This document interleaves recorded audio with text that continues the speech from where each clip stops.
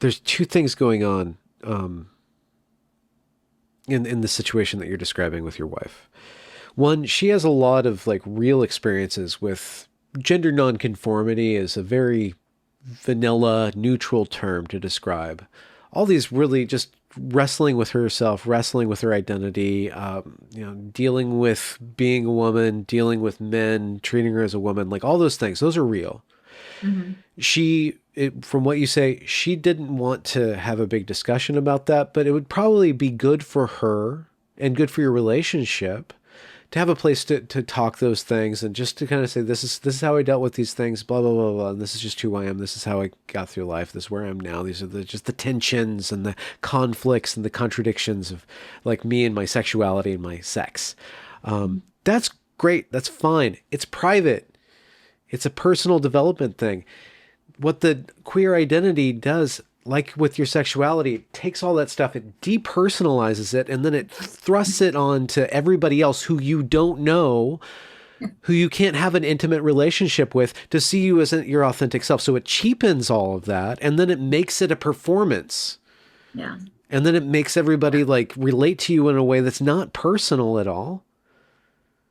And then it Yeah. politicizes you too. You're no longer just a human being. You're an actor on a stage of oppression and hierarchy. You're involved in this woke project. And all of that Totally. personal stuff that you went through, your race, your sex, everything that's initimal or like the building blocks of what you build yourself out of are now subjected to politics and no longer just yours and just you. Hello. Hello. How are you? I'm doing okay, thank you. How are you? I'm pretty good. Yeah. Living the podcast life, I guess. The good life. Yeah, it's kind of like a thug life, only more vaguely cinematicer, I guess. Mhm. Less thug, Yeah, perhaps. maybe. Maybe in the background. Um, you reached out to me with a really interesting personal story, and so I invited you on to talk about that because I give insights to a lot of things. But where you want to begin? That's a good question. I've thought a little bit about the different parts of the story. It kind of starts in graduate school. And I don't know how much you want to preface what I reached out to you with in order for us to dig in, but the sort of triggering event that led down to my now wife questioning her identity was um, I was a grad student studying microaggressions against LGBTQ individuals, and I was passing my wife um, a survey from one of my other grad student friends who was researching some other type of oppression against queer people of color. And the first question on the survey was, what is your gender identity? And my sort of normie lesbian wife was really confused by all the options and basically asked me to walk her through them. And from there became a bit of an unraveling of all of these long held secret feelings and questioning, and where do we go from Yeah. here? Okay. So there was a Pandora's box called Yes, labeled gender identity, absolutely. and you unwittingly popped it open. So what is your personal relationship with that host of ideas? And I would assume we're talking about some form of academic feminism or gender studies. Could you give a little like your understanding of the history of those ideas and where you kind of popped up and how your relationship with that set of ideas started? Sure. So I was studying clinical psychology. I was in a doctoral program for clinical psychology. And so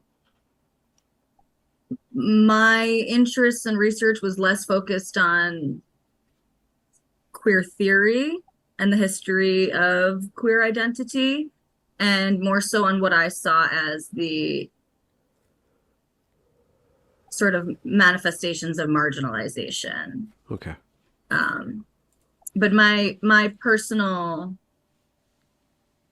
beliefs and understanding about what gender identity means, or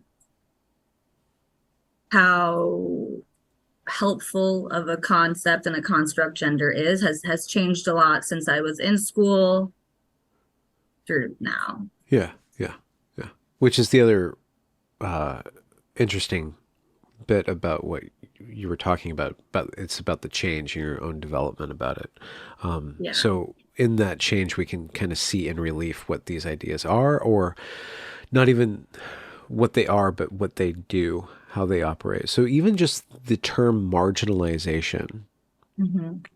why was that salient to you? And like, what was the framework that was presented to you, and what did that give you access to as a way of organizing the world or making sense of the world? So I think, like a lot of people who go into the field of psychology or the therapy workforce, Hmm. you're interested in figuring yourself out and making sense of your own experiences. I, while I started graduate school, I was also coming into my gay identity. And so up until graduate school, I had been in mostly straight relationships and done some exploration. I grew up in New York. I moved away for graduate school, and so that was sort of a clean slate. No one knew me. I could really test all the waters, and so this was the time that I was discovering myself to be a lesbian. And this was 2017. So really the height of identity politics in a lot of ways.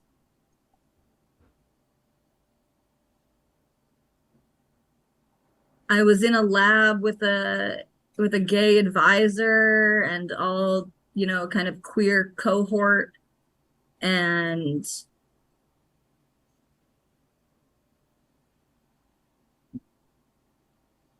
there's a lot of there looking back now, there's a lot of co-rumination happening. But I mean, when what you're all studying is something as intangible as microaggressions, a lab meeting really turns into A like a particle mental accelerator of struggle oppression. session. Yeah. Yeah, yeah, yeah, Wow. That yeah. idea, just that idea of microaggression. Okay, so what is that based on? Like from academically, like how was that constructed? This microaggression thing. I have some critiques of it, but I'd like to hear like an honest review and then your own criticism of it. Yeah, I remember getting feedback from someone that I respected that like this all was a little too qualitative, the type of research that I was interested in doing. And I was so offended by that. Um, Okay, wait, hold. Let's focus on that. Let's get a little psychological, if you don't mind. yes, yes. Could you describe the feeling of offense? Like what? Like was it a physical feeling of it? Like how was that Mm. a slight? How did that come about in you? And then what did that develop into? And like when you cognitized that feeling.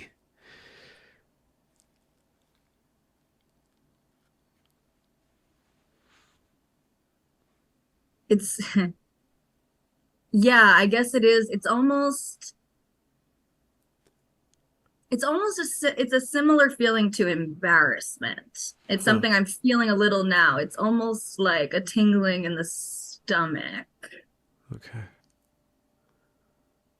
I think in many ways it felt like being found out. Or, I think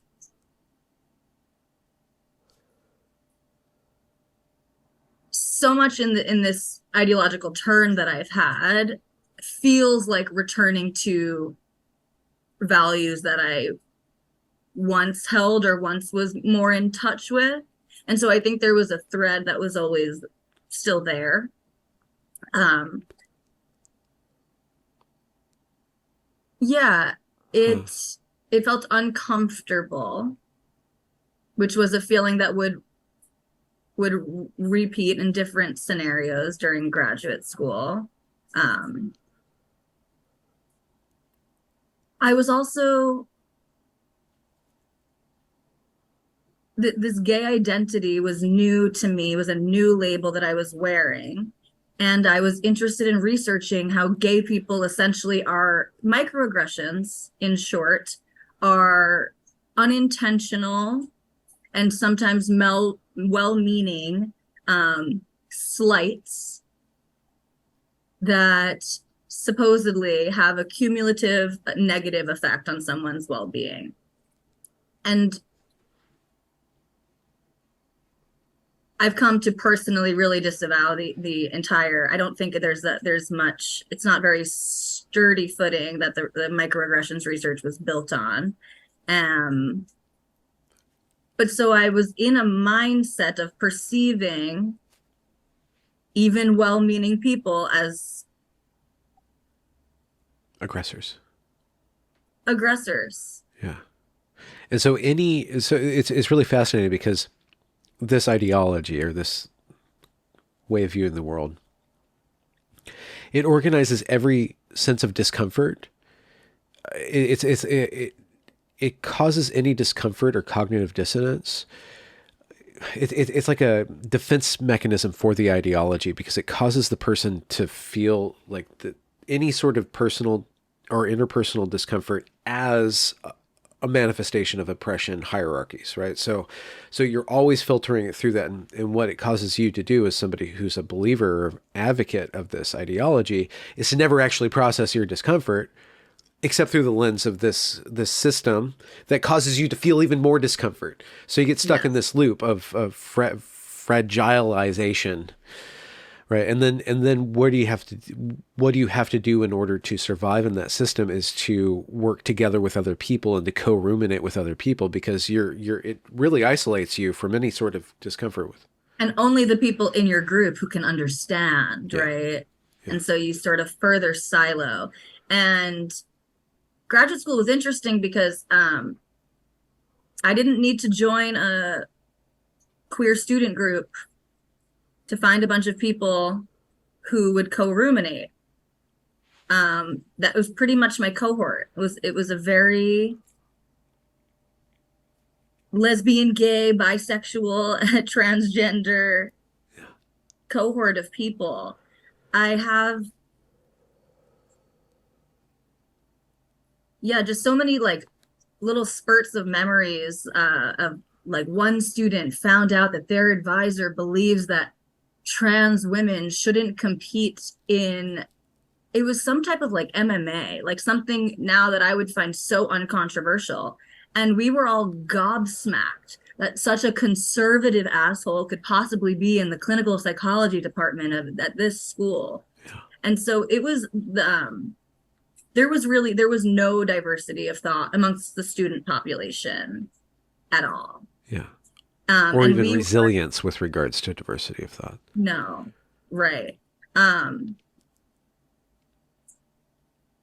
Hmm. yeah, I mean, I know my brain's going in so many directions, but Yeah. a big part of the reason that I reached out to you is I'm grappling with a lot of guilt is probably the wrong word, but I have a lot of shame about my behavior Okay. when I believed the things I believed. Yeah. And I mean, my wife and I'm rewatching it. She's watching it for the first time, watching the Evergreen story. And we're cringing. And I'm also saying, I said things like that. And I engaged in intimidation tactics. And so part of this is like a personal reckoning Yeah. with what I feel like I was complicit in.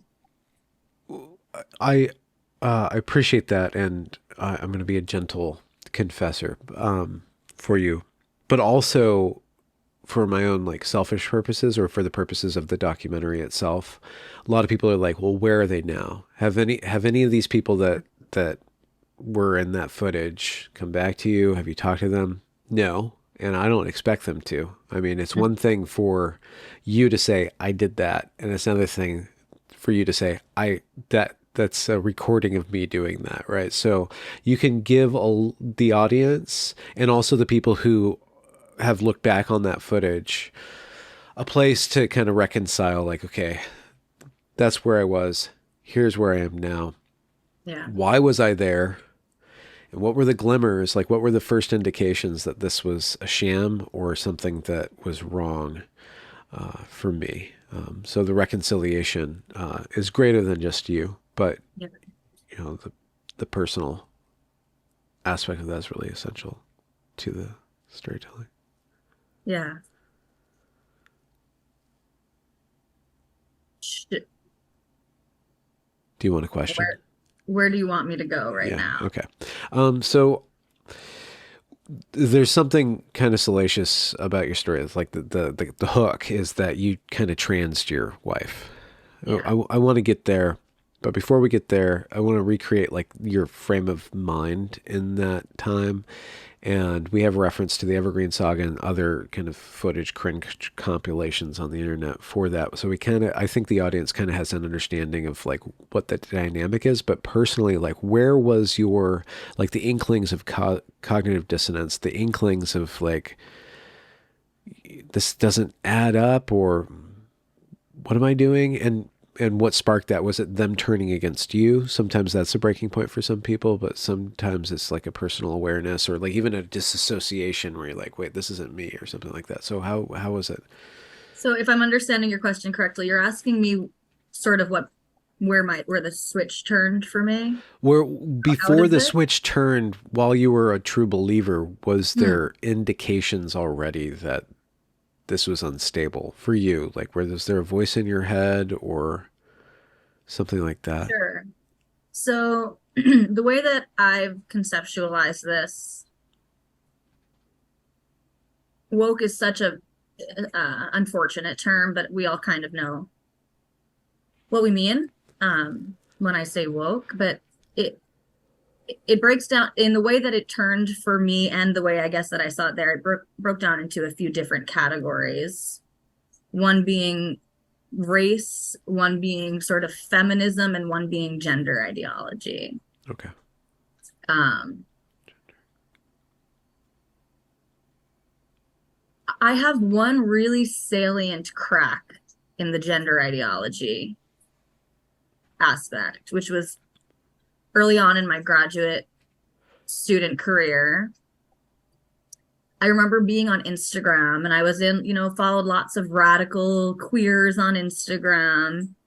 Um, and I was getting most of my trans education was coming from self-identified trans people online. Yeah.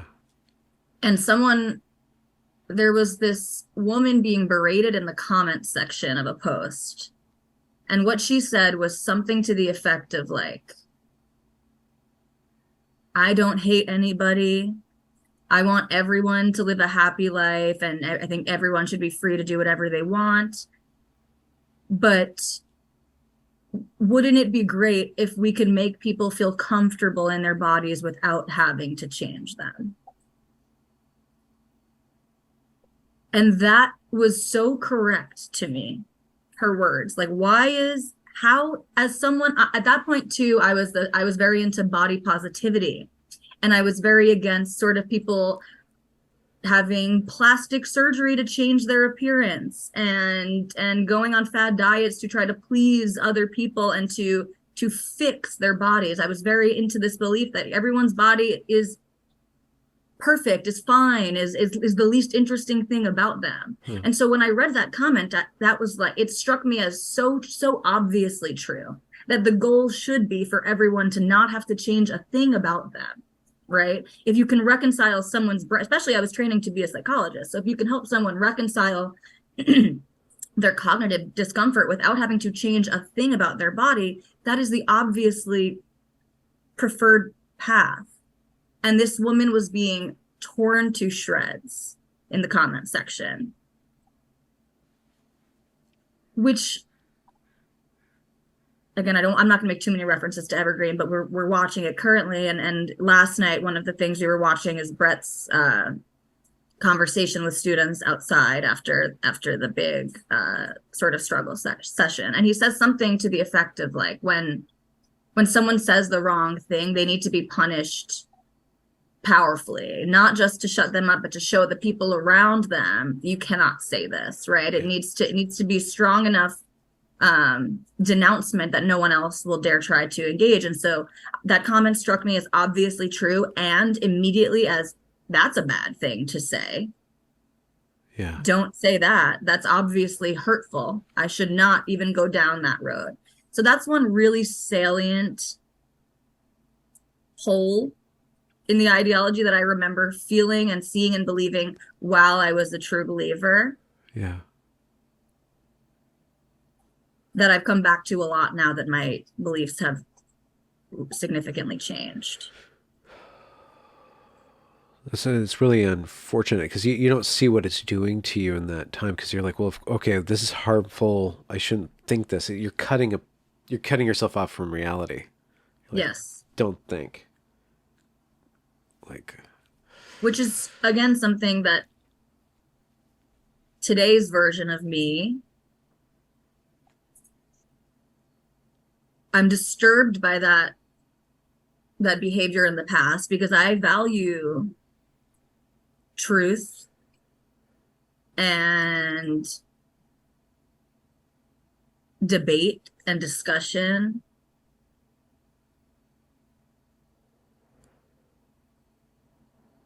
I've always been, I was the child who liked to sit at the adults table. And my entire, teenage years, everyone would tell me you should be a lawyer. And I knew that was always a bit of a backhanded compliment, because what they meant is you love to argue. You love to argue for the sake of argument. And so when I look back at this time where I was so ideologically captured, I lost that part of me. That was a huge, not that I lost it. I channeled it in ways of to force my authority and tell people this doctrine is the right doctrine. But I lost a bit of that curiosity to be challenged at all. And so that's very sad to me, and something, again, that is really salient now. yeah. That I can see how I was totally suppressing that part of me that is important to me and that I'm proud of as well. Yeah. So thinking back, I wonder if you had a sense of destiny, or if you had a sense of like the world that you were ushering in, if you kind of caught a glimpse of the utopia that everybody was aiming for. Was it there, or was it really just mired in like, this world is wrong and we need to concentrate on the microaggressions to fix it? Was there like a end goal? Could you conceive of a world without microaggressions? Right. And now it's grown. Like, that concept's grown. It went in a different direction. I thought they were going to do nano aggressions and then pico aggressions, but now it's micro invalidations. That's how they did it. So that's the direction. Which is redundant, actually, if you've studied microaggressions, because invalidation is a microaggression. Neatly tucked, in as a microaggression. I mean, but again, sorry, I'm going all over the place a bit, but as someone who was studying to be a therapist and I was giving therapy to people for a few years. That's what you do as a graduate, as a clinical psychology graduate student. You work under an advisor's license, but you are the therapist for people in clinic settings and whatever settings are available at your university. I look back now and I'm just amazed that all of these smart people who were studying CBT did not see how incredibly detrimental to a person's mental health this type of belief system is. In the definition of microaggressions is slights, right? They use the words well-meaning, right? Someone could have good intentions, and we think that it's good for people to interpret someone's good intentions as actually an aggression against you, as a form of violence, Yeah. cognitive violence against you. Um, so that was again the more distance I was able to put between those beliefs and Yeah. me, I guess, the more I was able to say, like, wow, all of these things that I was doing, saying, thinking about were so bad for my mental health and are so bad for other people's mental health. I mean, like pronouns being a huge example, telling someone that if people use the wrong pronouns for them, they are disrespecting them, they are engaging in violence, is setting someone up to be the victim of violence for the rest of their lives. Because humans sex people in less than a second, and they will be misgendered maybe every day for the rest of their lives. And so, how is it a psychological good to tell people, yes, you should interpret it that way? You should, in fact, believe that these people don't care about you, don't see you, don't value you if they observe your sex. Yeah. I mean, we are just creating mental illness. I've come to believe that we are creating mental illness. Um, it's manifesting in very real ways in people. People really are depressed and anxious, and they're really ruminating on these things. But it's not so organic. Hmm. People don't always. I don't think that everyone would take offense to all of these things if they were not taught that so many of these things are offensive. Yeah. Yeah. And at the same time, it's wrapped in, I don't know, maybe it's not used this, maybe this word's not used as much, but it seems like empowerment is a big thing. But it's so it's like literally the opposite of empower. It's disempowering. Right? Oh yeah. No, there's no correct. And there's just something that's been coming up a lot for me across the different domains that I that I kind of told you I see this in, sort of race, feminism, and gender ideology, is that we there's a lot of talk about empowerment, but then no one will admit that they have any power, because that then you lose your oppression card. Yeah. And it's like, again, my wife and I are watching Evergreen, and there's people standing in front of administrators, shouting and cursing in their face, waving their hands around in their personal space, and claiming to feel unsafe. You are wielding the power in this situation. People are actually cowering to you. You are successfully intimidating the people around you while claiming to be unsafe and to be the one that's being persecuted in the situation. And so there's a lot of that going on. There's a lot of false empowerment, which is actually sort of just a focus on, I was going to say immutable characteristics, although I don't think that all of sexuality is immutable, but Huh. there's this sort of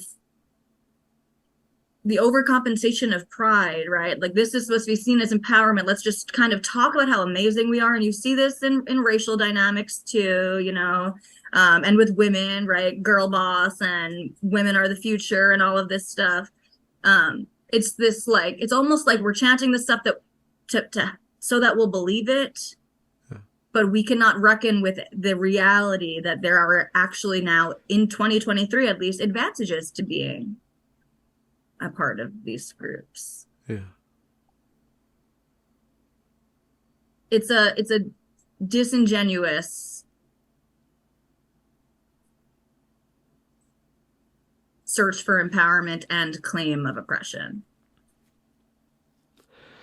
Was that motivating? So, to your relationship with your wife and introducing her to gender ideology or the gender and going through the questions and stuff, and she's not on camera, so I really want to respect her privacy. So whatever, I'm gonna let you Yeah. decide what to share, what not to share. But was there?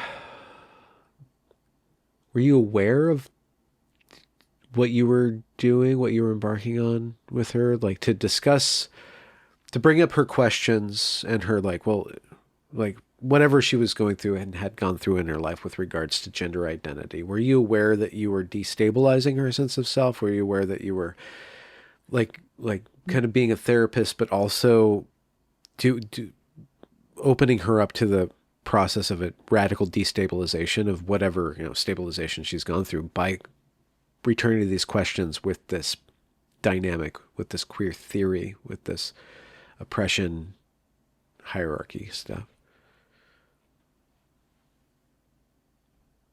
That's how I see it now. At the time, no. It was her reaction was very shocking. Like bringing this to her was truly as simple as my friend, just got their questionnaire together and needs people to pilot it. And for LGBTQ POC. And so my wife is a colored person. She's a brown lady, and a lesbian. And so can you take this survey? I mean, it was like I didn't expect to uncover anything.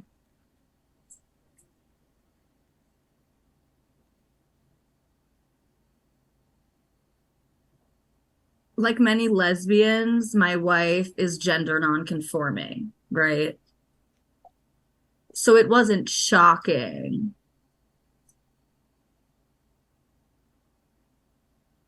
This must have been in, I want to say 2019.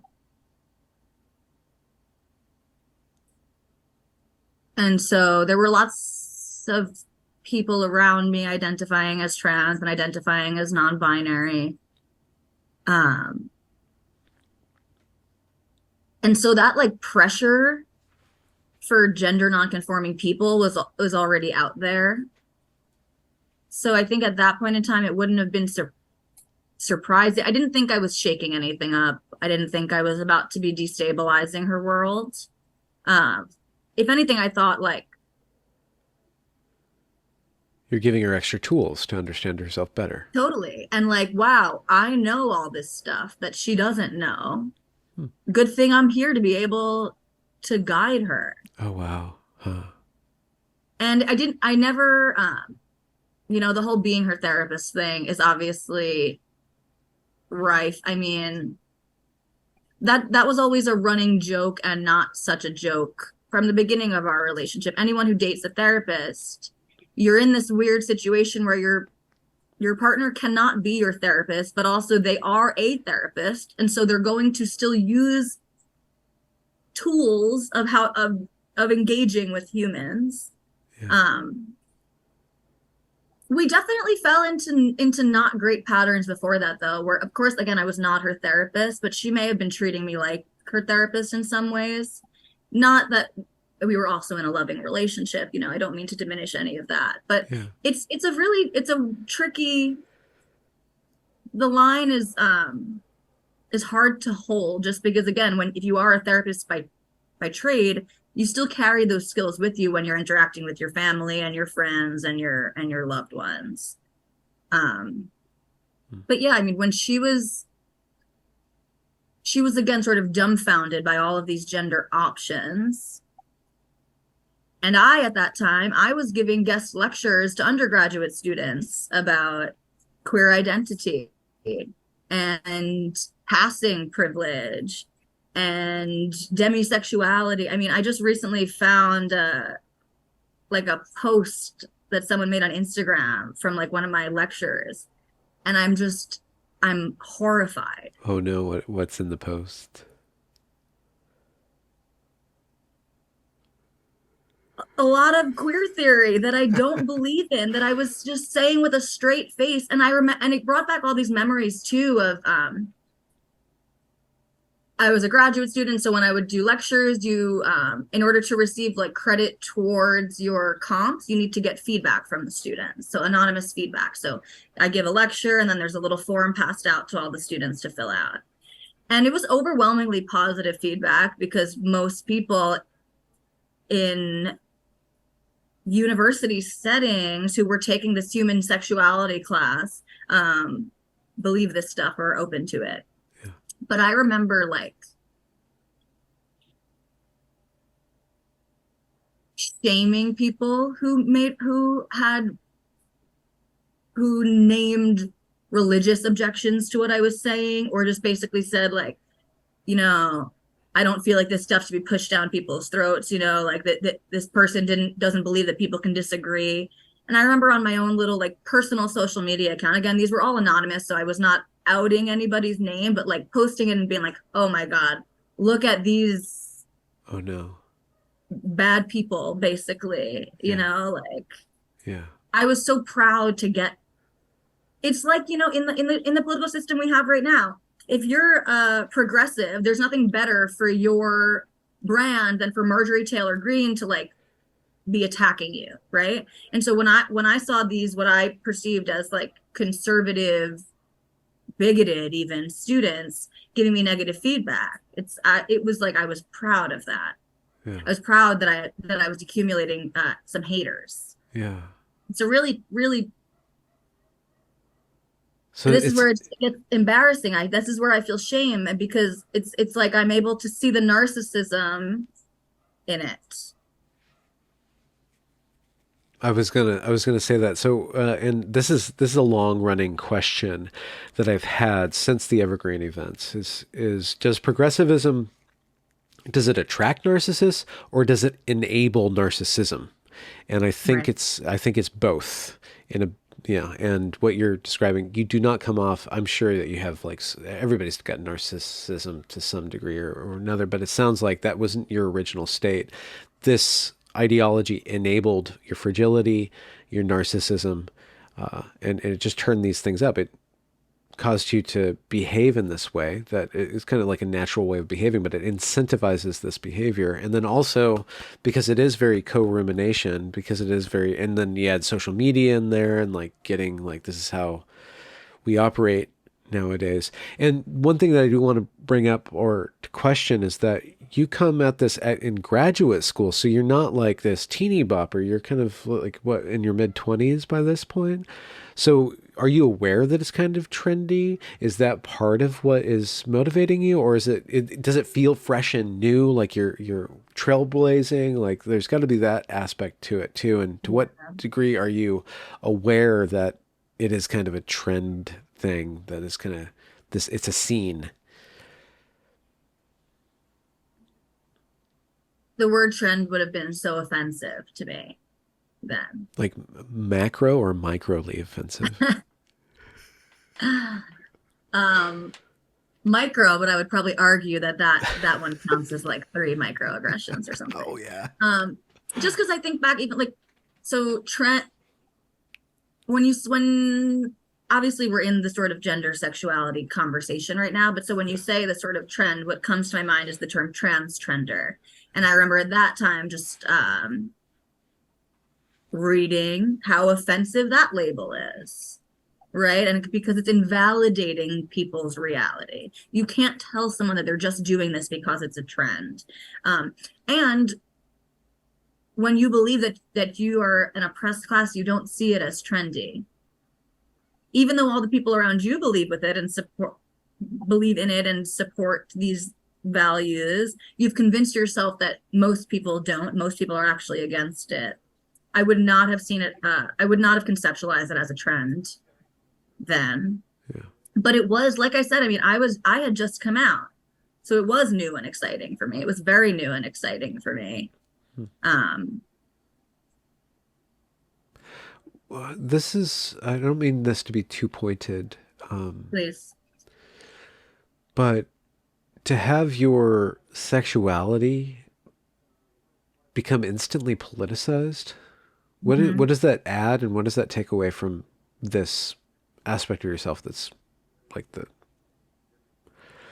currency of intimacy, to be like the Mm. personal becoming political in that way? Like what does it gain? What do you gain? What do you think you lost, and what have you had to recover in the way of That's privacy and interesting. intimacy?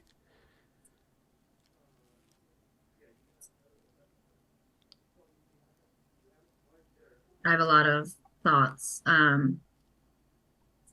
The first is to kind of just throw your question. I've come to think um, sort of very lately. Like I've been having conversations in recent weeks. I think sexuality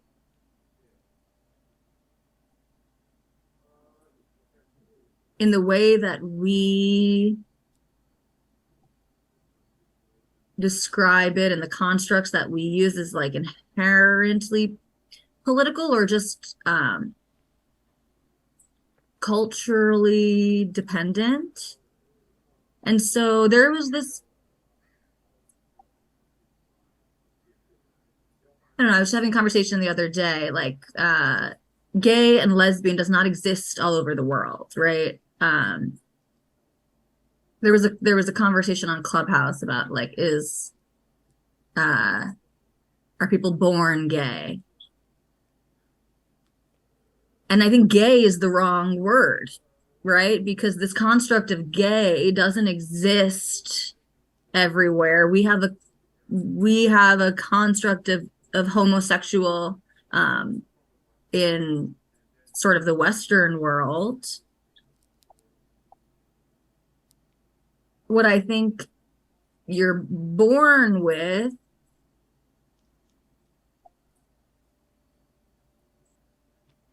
or rather, I think people can be born sex atypical. And what's one of the biggest manifestations of being sex atypical is being same sex attracted. But so, yeah, sorry, I don't know exactly where I was going with that, but I'll walk it back to what your question was. It wasn't good.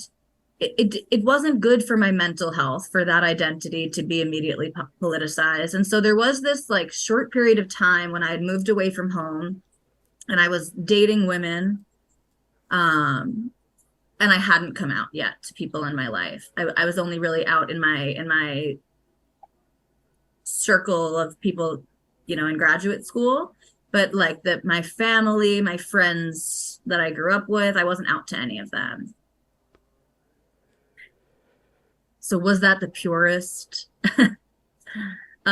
time of sexuality exploration where there were no labels that I didn't put on myself and that no one was conceptualizing me into a group?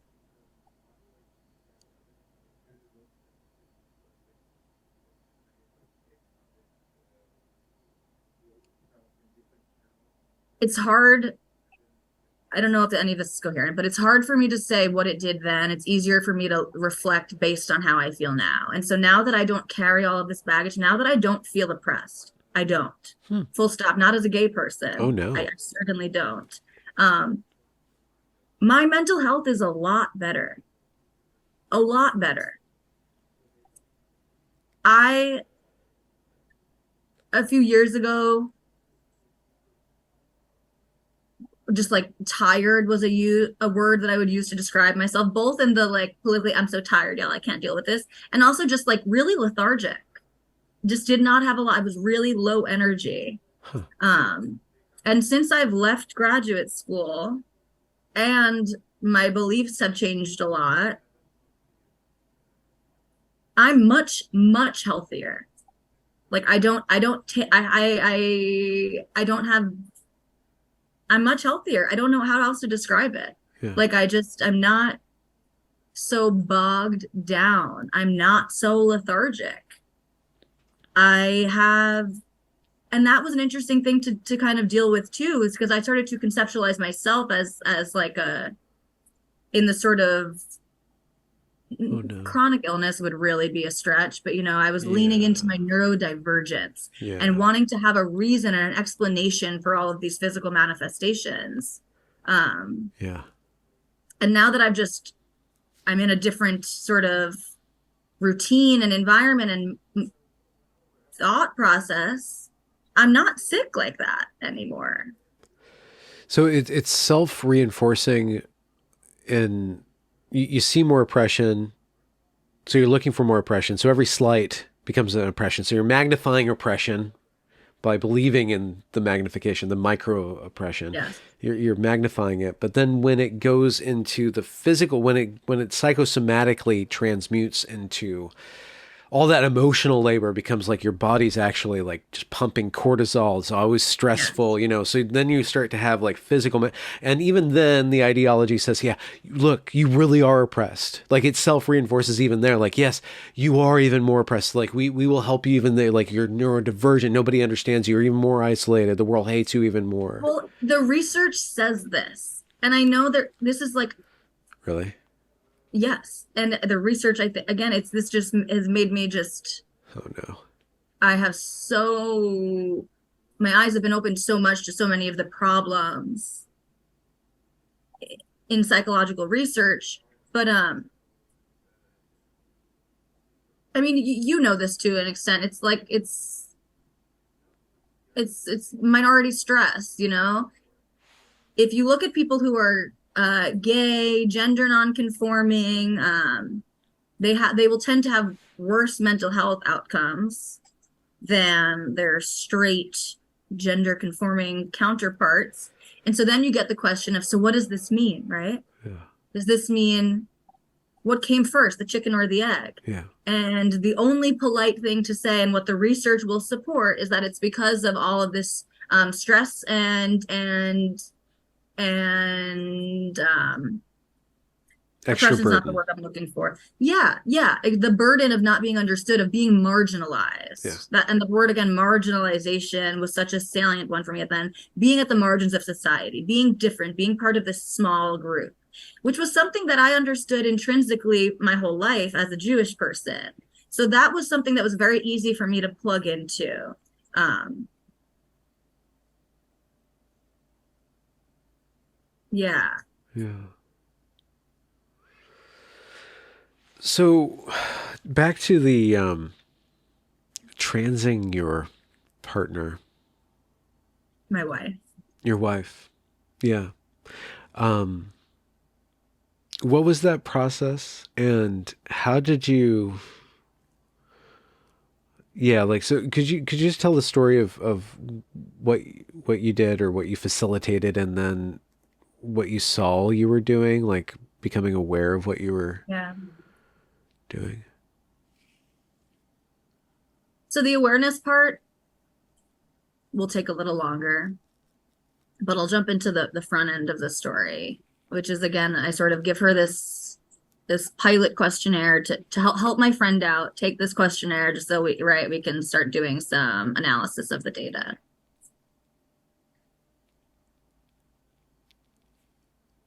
And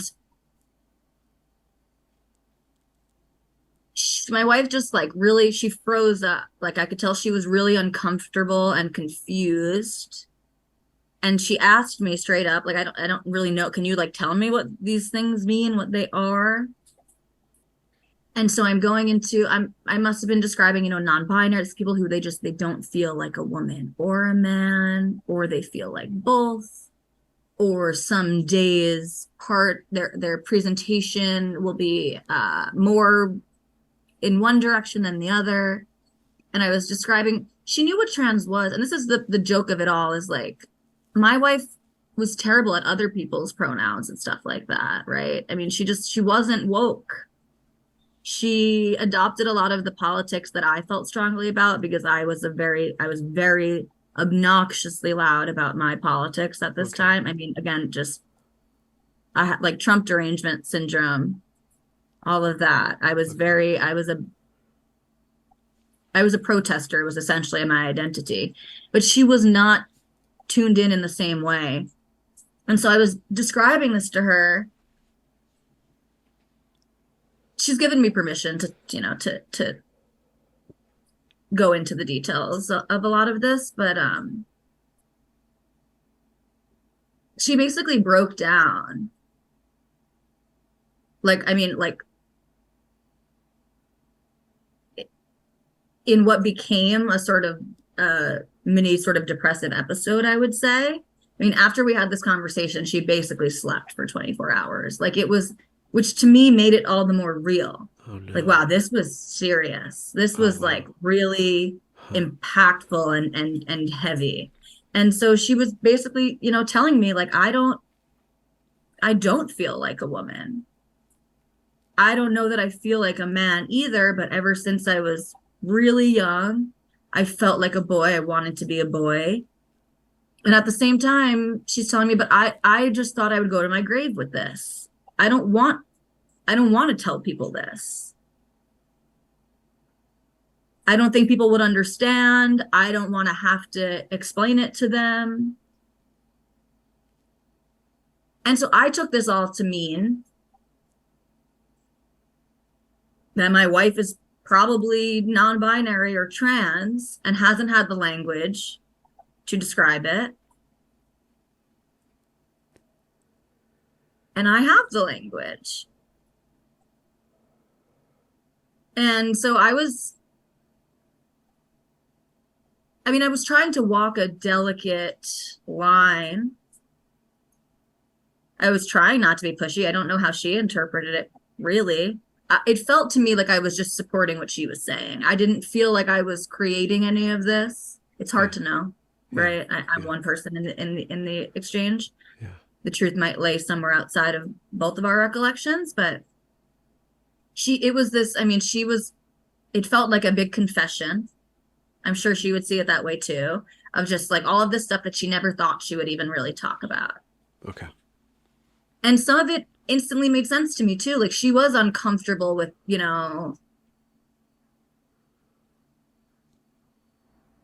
parts of her body and The processes of being a woman. the processes of being a woman. Yeah. And her parents are wonderful, amazing people. I love my in-laws. And they're immigrants. And so like she was dressed up like and like her sister and her were like put into pageants and stuff like that. And it never took for her. But so she was always a gender nonconforming person and a soft-spoken person who was not going to talk back to her parents, who had to wear the dresses and do the things that she didn't like. Yeah. And in hindsight, again, now with the information I have now, I know that I took some of these things way too seriously. Like one thing that was so salient for her was as a child, she would try to pee standing up. So did I. I did it all the time. And I don't know why that wasn't a red flag. Maybe that's not actually an indicator of being trans. Yeah. Maybe I don't know what to even make of that. But I took that all of these things as signs that this is really what she's going. She's not a she, actually. And we landed on sort of non-binary, which to me felt like a stepping stone towards trans man, in that it felt to me like what she was trying to, I don't know. Again, I'm just, yeah. it felt like that's, as I think lots of trans or detrans people will tell you, right? That's kind of the on-ramp and the off-ramp oftentimes is non-binary in this sort of middle space. But that's where she was comfortable starting. It's like, yeah, they, them, I'm not a woman, but I'm not a man either, that doesn't quite fit. And I think part of that is because she's had she's had negative experiences with men too, right? There's been, sexual assault and inappropriate touching and things that lots of women deal with. And so especially I think for a gender nonconforming lesbian, I don't know, I think men probably felt scary too. And so non-binary was kind of like where she landed. Okay. And at that point, I had experience being the middleman for other trans people. So I had a good friend who was transitioning in my program who basically asked me to tell a bunch of people. And I understood that because when I came out, I didn't want to tell every single person. And I gave permission to certain people. Like you can, I told my mom, you can tell my dad, you can tell my aunt and uncle, like, I don't know that I want to have a conversation with every person in my life. And so I played that role for my friend of telling different friends and different instructors at the university that this my friend is a she now, right? This is her new name, and this is how things are going. So it was easy for me to fill in that role with my wife. And so it was like, how can I help you? Like she was so afraid of the burden of telling people. And it's like, well, I can tell people Telling people what? I'm non-binary. Okay. Why why does she need to be, why can't she just, Because you need to be pronounced correctly, okay. You need of to be course. reflected in the world. You need to be You seen need to be as, validated okay. for the specific reality that Oh, you've constructed. Jesus. You need to be validated at all Yeah. times. So how can Yeah. I help you be validated by the people around? I'm going to validate you, but how can I help you be validated by the people around you?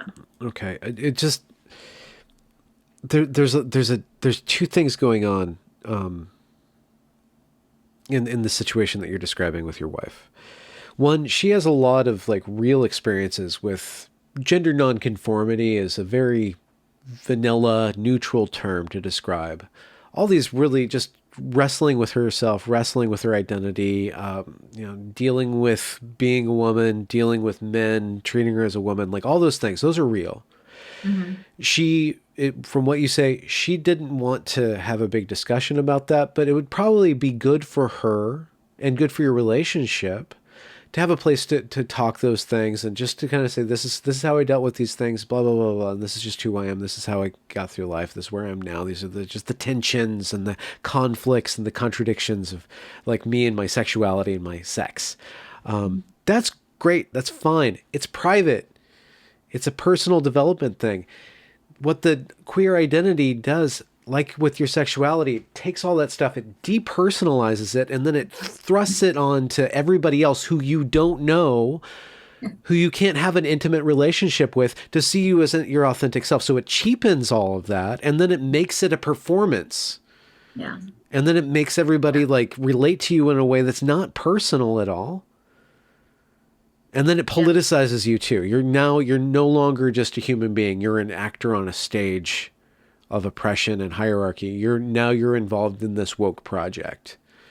And all of that Totally. personal stuff that you went through, your race, your sex, everything that's initimal or like the building blocks of what you build yourself out of are now subjected to politics and no longer just yours and just you. Yeah. Yeah. And you, in your role in this, think you're doing the good thing. Yeah. You think that you're aiding this. Yes, because like you said, there is this belief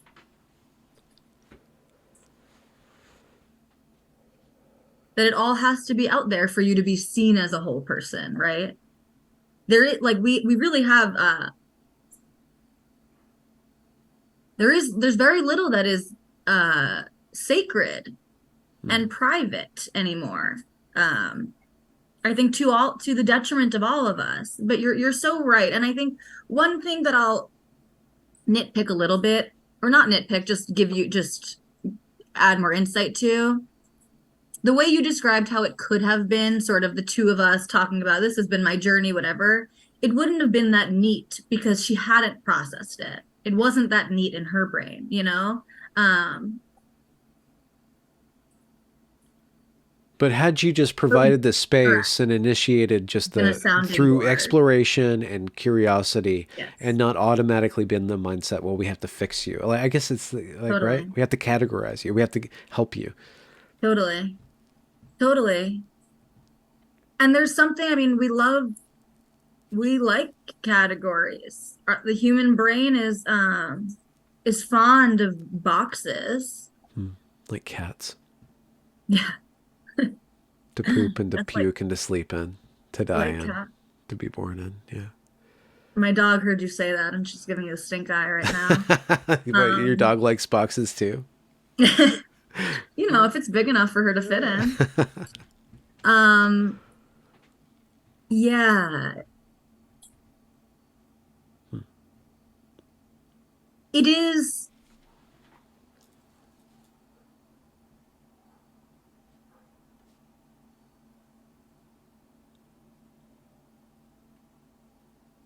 it is unfortunate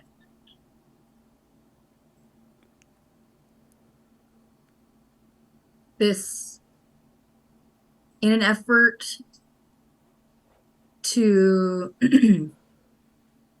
foster or bring out people's authenticity, right? We've just gotten rid of any privacy.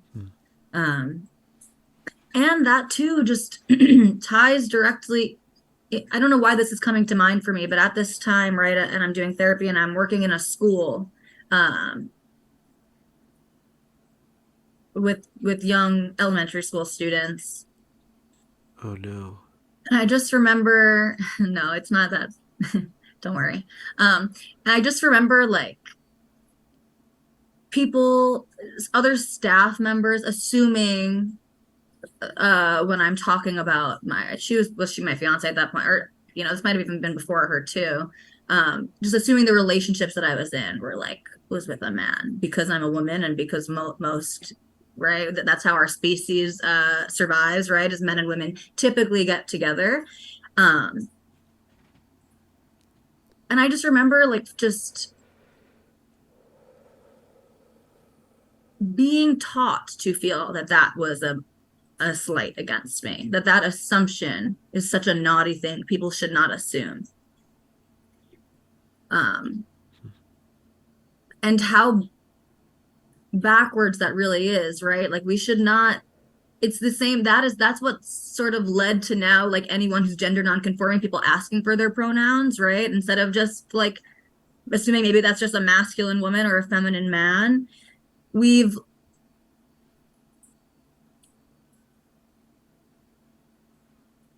in an effort to like see the most marginalized, we're seeing nobody, or we're just screwing Huh. up language, and we're like we're adding layers of difficulty to human interaction that don't need to be there. Yeah. But yeah, I remember taking real offense, again this word offense, to it being assumed that I had a boyfriend, Yeah. to the point that this was like discussed, encouraged by my peers, like, yeah, wow, that is, they are just so they're just so backwards there, they don't get it, right. And was like discussed in meetings with supervisors, like how do we deal with these sort of microaggressions here Yeah. amongst these Yeah. normie teachers who aren't getting paid enough to deal with my Oh no. like, I mean, and I have enough I've got plenty of social etiquette. And so I wasn't screaming at strangers. I wasn't making like teachers feel uncomfortable. I was much more, I was carrying that back with me and talking about like just how regressive they were later in my own safe circles. Yeah. Yeah. Yeah. Um, I wasn't putting people, regular people on blast in everyday life. But I just like remember, yeah, feeling that that was this sort of goes to what I was saying before, how all of this is not organic, that people would not naturally be offended by these things. Because these were things that I was reading in the research. When you're studying microaggressions, the way to ascertain it is with specific items on a checklist. And so you're telling people the things that have these have been deemed to be microaggressive statements or instances or interactions. How many of you experienced? And you are now suddenly recasting all of these experiences that you've had that may have been neutral to you or interesting even to you, right? I wonder why that person thought that, asked that, whatever. You are recasting them as harm, and with you as the victim of these things. And so I really did start carrying that around with me everywhere I went. And so again, that's the mindset I was in when I'm helping my wife come to Yeah. this new identity, is like the people out there are not with it enough, and we are going to make sure that we teach them, and we won't be too pushy about it. I know you don't want to be too pushy. She's not pushy the way I am at all. We're very different in our personality dispositions, but I'm going to be your little pit bull, and I'm going to be your protector, and I'm going to make sure that the world sees you the way that the world is supposed to see you, which is how you feel in your soul, right? Yeah. Huh. In a way, I don't want to cast aspersions on you, but Please do. I mean, not only does it cause you to be narcissistic, like we were saying about like how self important one is who adopts this with seeing everything about them. But when you get to play God with your Yeah. wife, you get to recreate, you get to take part in her, you get to create her, right? You get to deliver her and rescue her and then participate in her transition. I mean, this is a spiritual language. Like you're a priest and a savior. Does that stick? And to what degree was like your ego tickled or adulated by the role that you get to play now? And did that kind of push you along? It was definite. It's so hard to hear this, Yeah. but this is so, no, this is very true. And these are things that I'm grappling with and have been thinking about, and was a reason that I wanted to talk about it with you. Um, yeah, it was, this is so, it's so cringe. It's so embarrassing. But I mean, you get like, you accumulate these cards, right? And so like now, not only am I a woman and a Jewish woman and a gay woman, my partner is non-binary. And so it adds to my coolness factor, which again, if you're there's no other word for it. I mean, it's cool, it's trendy, and then yet we're still pretending that we're oppressed and marginalized. But so it adds to this coolness. And it gives me a thing to correct in other people. And that was something that I did a tremendous amount of when I was in this mindset, not just with gender stuff. I corrected people with race corrected to have the correct view, right? To stop having the wrong think. I was constantly correcting people. It's so self-righteous, and I now cannot see any of these arguments as anything but self-righteous when they come from other people. But it just feels righteous when you're doing it in the moment. But yeah, I mean, it's hard to know because I want to say that in some ways I didn't want to be in that position because it was also scary to me. Like I used to date men, but I don't date men anymore, and I'm a lesbian. And so what happens if my wife is not a woman? She wasn't my wife yet. But so it was scary to me. So part of me didn't, I wasn't only excited about this savior role. I mean, if one were to psychoanalyze that, I'm not doing that, but like I just can hear somebody commenting like, well, maybe she didn't want to be a lesbian. Maybe she transed her wife because she wanted to be with a man. Maybe there was some hetero like using woke language. Maybe it was your own internalized heteronormativity that was Right. egging this whole thing on. I mean, once you open that can of worms, and that's why I kind of always like I'm a little wary of psychology a little bit because like once you start to untangle things, you kind of stop seeing the forest and start seeing the trees, or one of those things, Yeah. inversely and stuff. No, that's interesting. I'll leave that there. Yeah, there's just all these motivations that can be going on. Yeah. But so when I was at Evergreen, I was trying to help this colleague of mine. We both worked in the media department, and she wanted to take on we're like the one role in the media department is you go and you help teachers plug in their computers and turn on the computers, like tech support, right? So you need to understand how all these different computers work. And so I was touring her around and we're doing all these things. And one of my teachers came up and we started talking about my teacher, and I called my teacher he, and she corrected me. Like, that's they. He is they, or it's they. I'm like, and I was just going to play that game. So I'm like, whatever. And then we dropped the conversation, and she kept on bringing it up the whole time. Mm. Like, she wanted me. And like, there was all these different things. You And it was, needed to, yeah, you needed to agree I needed to or, agree. She needed yeah. to be right. So Yeah. I needed to validate her feeling of rightness and not just his identity, but it was more about her than it was about him. And it was an opportunity Mhm. for her to assert herself Yes. into like a relationship that she had no part. It doesn't matter what I call, like, it's none of her business. And now it's her business. Yeah. I felt that was very self-righteous and it was really, really annoying. And, you know, I kind of like, I'm not going to confront her in the moment because it's not going to lead anywhere because she's going to win the argument. And then I'm going to like have to deal with like resentment and all this crap later on with all my other colleagues because she'll just like, the whole well will be poisoned. So I was just like, so going like, maybe you weren't completely that way, but it seems like you were inserting yourself into this thing and you were involved in this process of social Yeah. correction. How does one go from being that way to not being that way? Like, what was the pill that you swallowed that allowed you to disengage from that? Was it humility?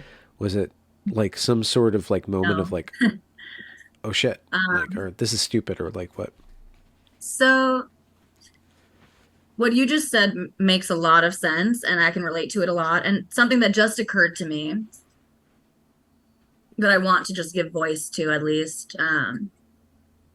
Maybe I'll preface this all by saying I have a lot of time and grace for people who believe these things because I did, right? Yeah. For people who are in it because I was. I believe that they believe it. I believe that they are good or want to be good or believe that they are good just because I did and I was and all of those things. For that girl that you're talking about, the young woman who is correcting you, it's so self-righteous and it's easy to see it as about her. And I don't want to take away, I do believe that that the sort of encouraging narcissism is a real sort of salient feature of a lot of this progressive ideology. But also, she is being told that that is her role.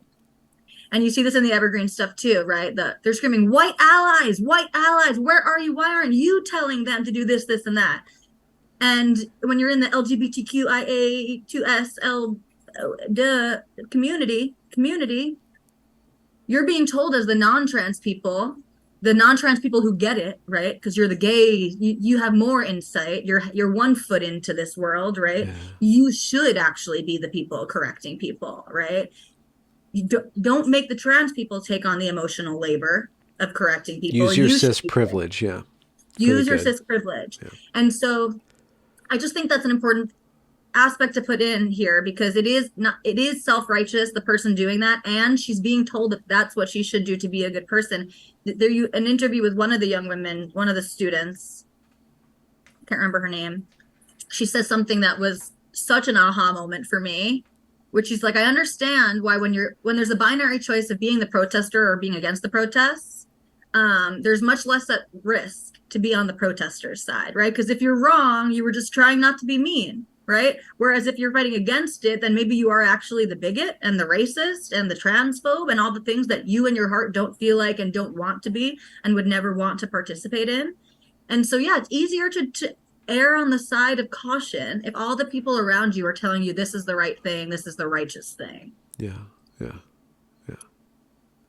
And The turning, yeah, sorry. thing that I want to get to that, and I just want to preface that one, just to add weight to going against that, is that once you're in it, you make all of your friendships based on this, all of your community based on this. And not only do you have to re-look at your own life, but you are risking all of your connections and stuff. So getting out of this is like, it's a major sacrifice.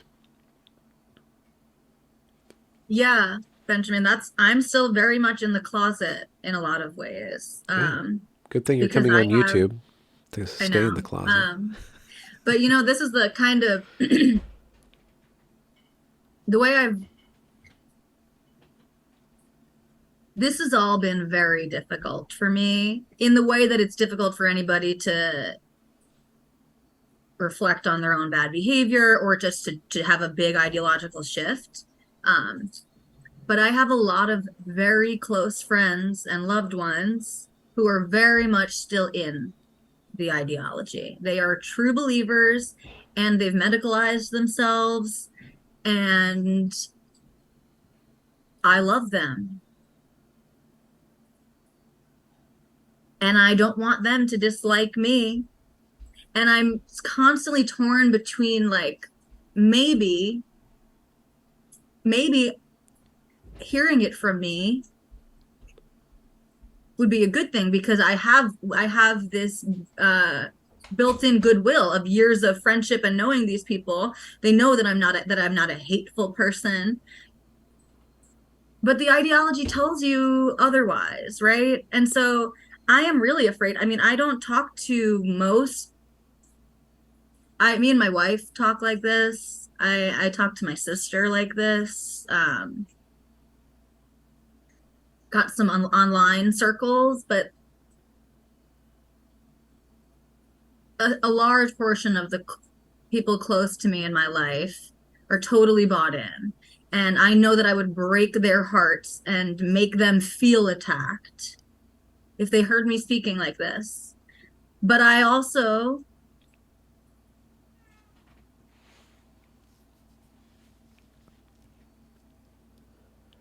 believe listening, something that I've come around to and was part of my awakening was just listening to a lot of debates and leaning into like more information is always better.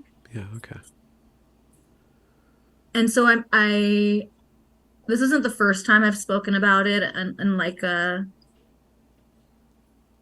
different extents, different, topics, but this isn't the first time I've spoken about it. But I mean, I'm not using my last name. And I also, it's like anyone watching this who knows me, they're guilty too if they're watching conversations with Oh. Benjamin Boyce. Oh And so yeah. there feels like a safety in it. But that's something that I struggle with majorly is like how I don't want to I don't want to lose these friendships, but I don't know what actually I'm more afraid of. Am I more afraid of losing the friendships or being thought of as a bad person? I'm not sure what I'm more afraid of here. There's echoes of Jonah, you know. Like if the truth is the truth Mm, and all your friends are living a lie from your point of view, do you keep the friends in the lie or do you give them the choice right. to at least hear what you see or see what you see? Yeah.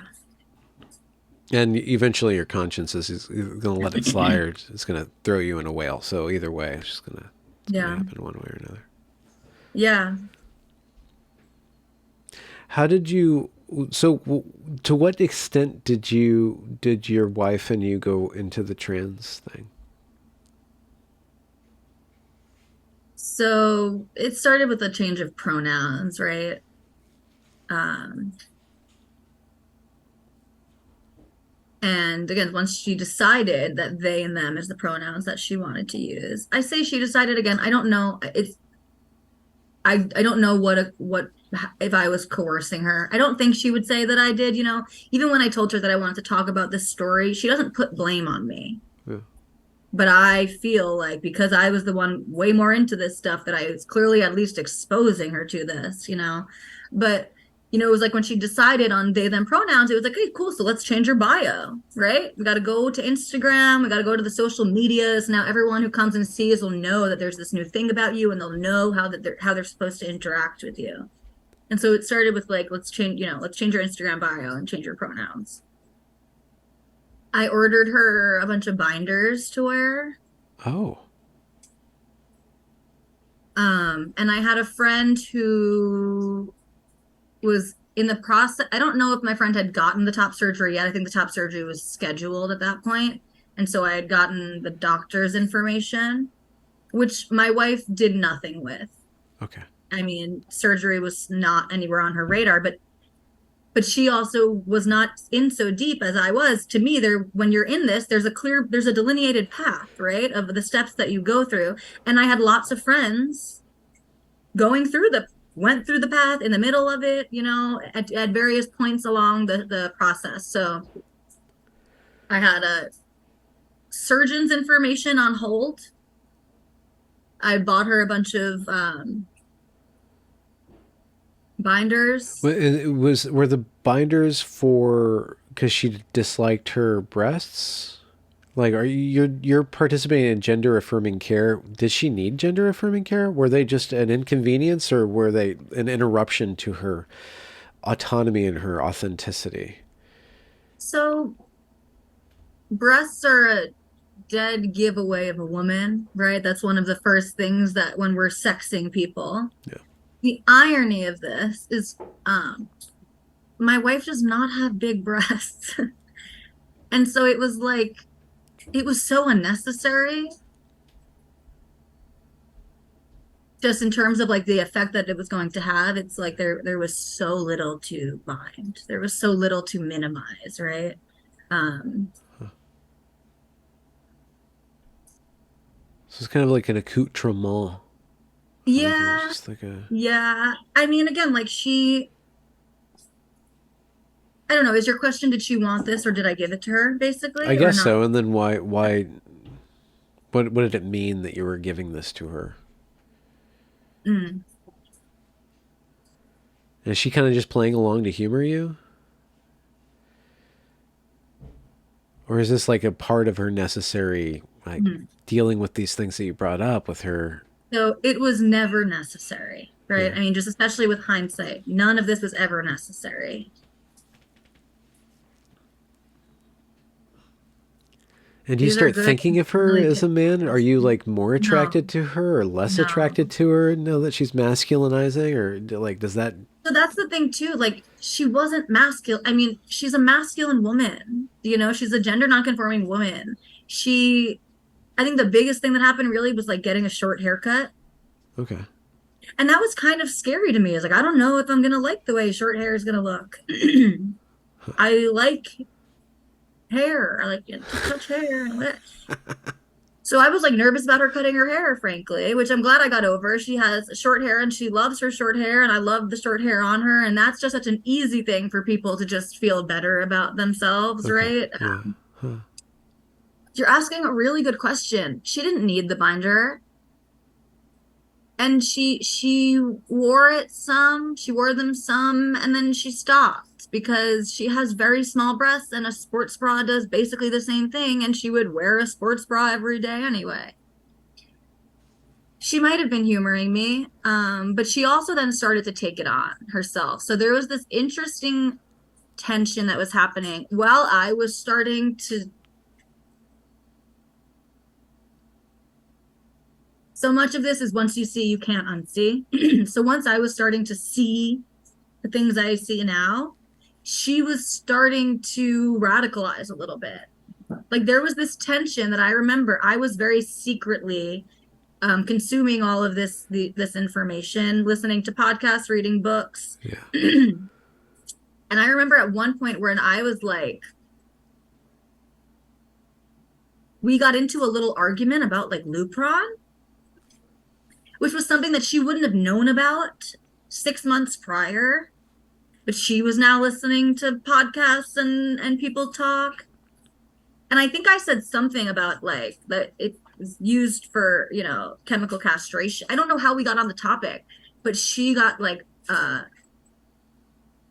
offended and was like, "No, that's not true. That's misinformation. This is what the bigots say about Yeah. it." This is the talking point. Yeah. Yeah, and like she was like I was like researching Lisa Littman's work, and she was just hearing of this boogeyman RGD, and she RGD that's not real. That was bunk science. And so we were coming up in this weird way of this is stuff that she never was not didn't know anything about, didn't care about much. And again, so much of the gender stuff too, that she would misgender herself constantly, right? She wasn't offended. She couldn't, like she stopped wearing the binders because it was like it wouldn't be clean and she just would wear the sports bra anyway. But ideologically, she was starting to engage more while I was starting to have my ideological turn. So there was this tension that was frightening to me. And again, it was just that's where I started to feel like I did this.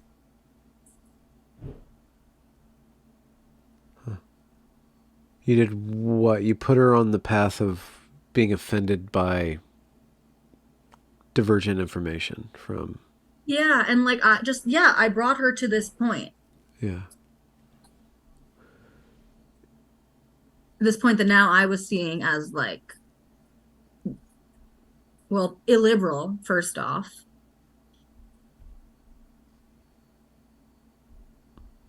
And like actually harmful. Like we use the word harm all the time, but I think like medicalization actually carries harms. All types of medical interventions carry risks and the potential for harm. Huh. Yeah. What was the inklings of the de-wokening for you? Where did that begin? So it began for me maybe like the summer end of 2021.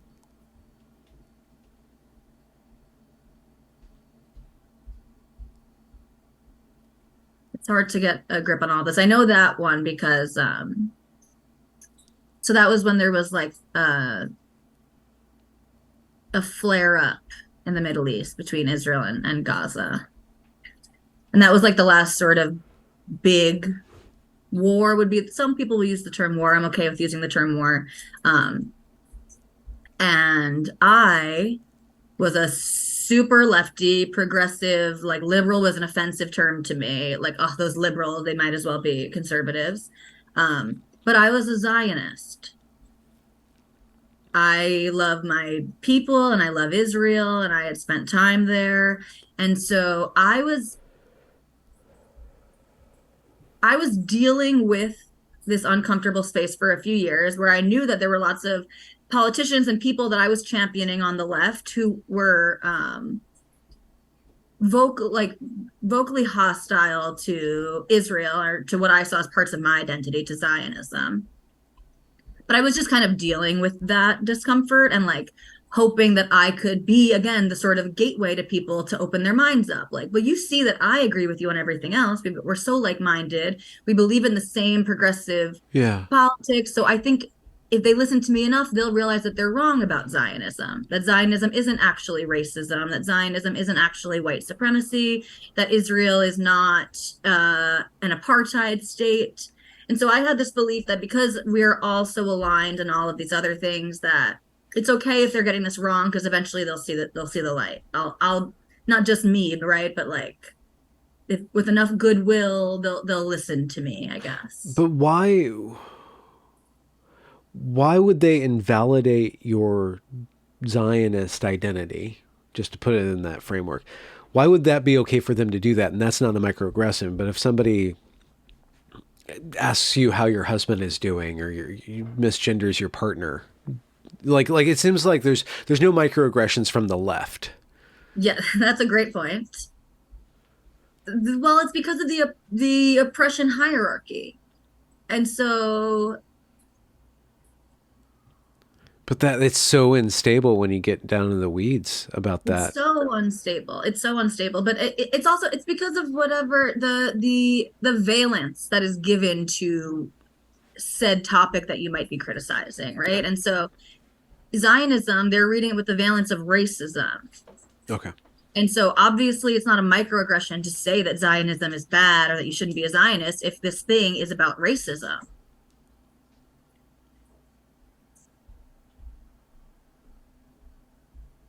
I was when 2020 happened, right? Let's start there. The summer of love and Okay. everything.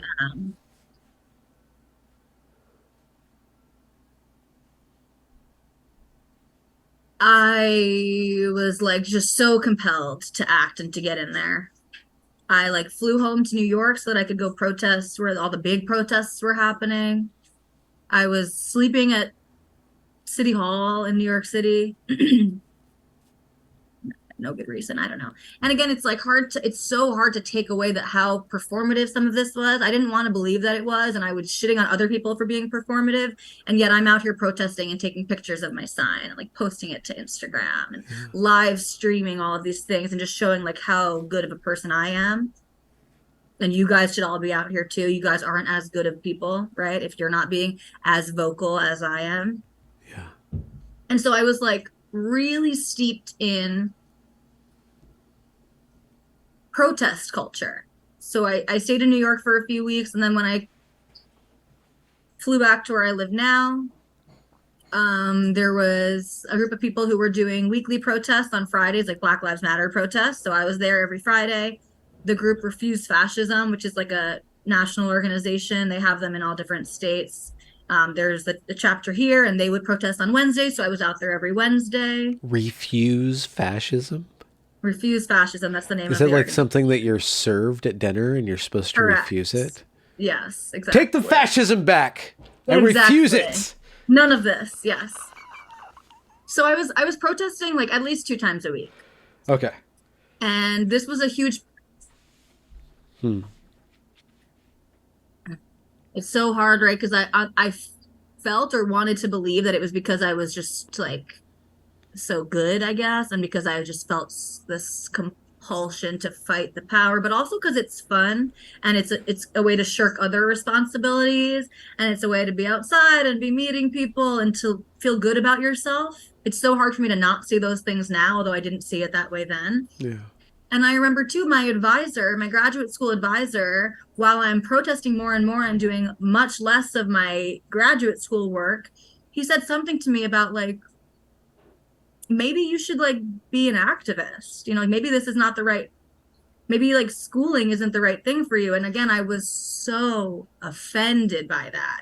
And to me, that was just like, that was just this bigoted way of saying, right? Like, oh, that's so sweet what you want to do. Maybe that's what you should go do. Whereas he was right. I couldn't handle the two things together. Um,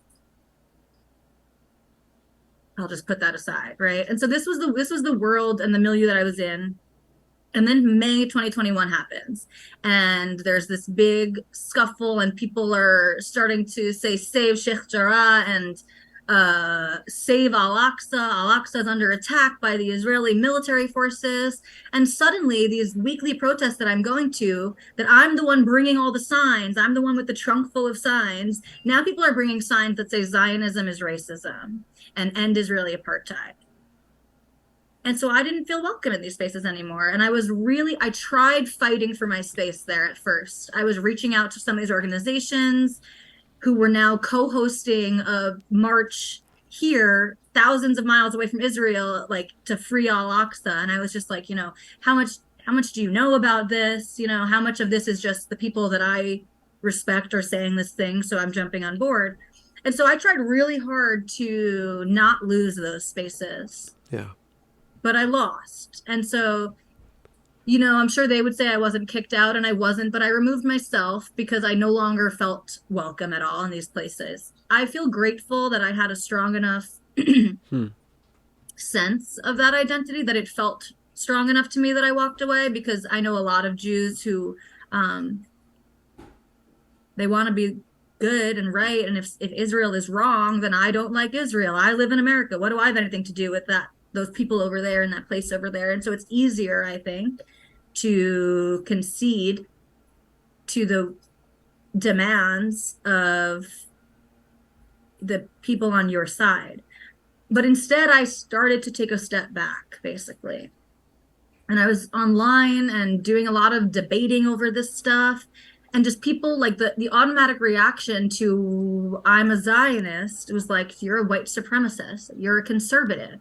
I was like, I'm not a fucking conservative. I'm to the left of the left, you know? Yeah. I This is so offensive. And then it went from this is so offensive to like, well, what are these people that you're accusing me of being saying? And so I got curious, Oh no. and I started really listening to debates. Was one of the best ways to change my mind, because you can see both sides. And I was just, Intelligence Squared, they've got in the UK and in the US, and there's just like a million debates that you can watch on YouTube. So I was watching a lot of debates, and just, it's like with a debate, you either learn the opponent's point so well that it strengthens your side, or you learn something new and you change your opinion, right? You integrate new information and you adjust accordingly. And I found myself oftentimes adjusting accordingly, being Yeah. surprised and compelled by information that I didn't know, sorry, or that I wouldn't have been open to hearing before. And so it was me being sort of unwelcome in the spaces that I had called home that led me to just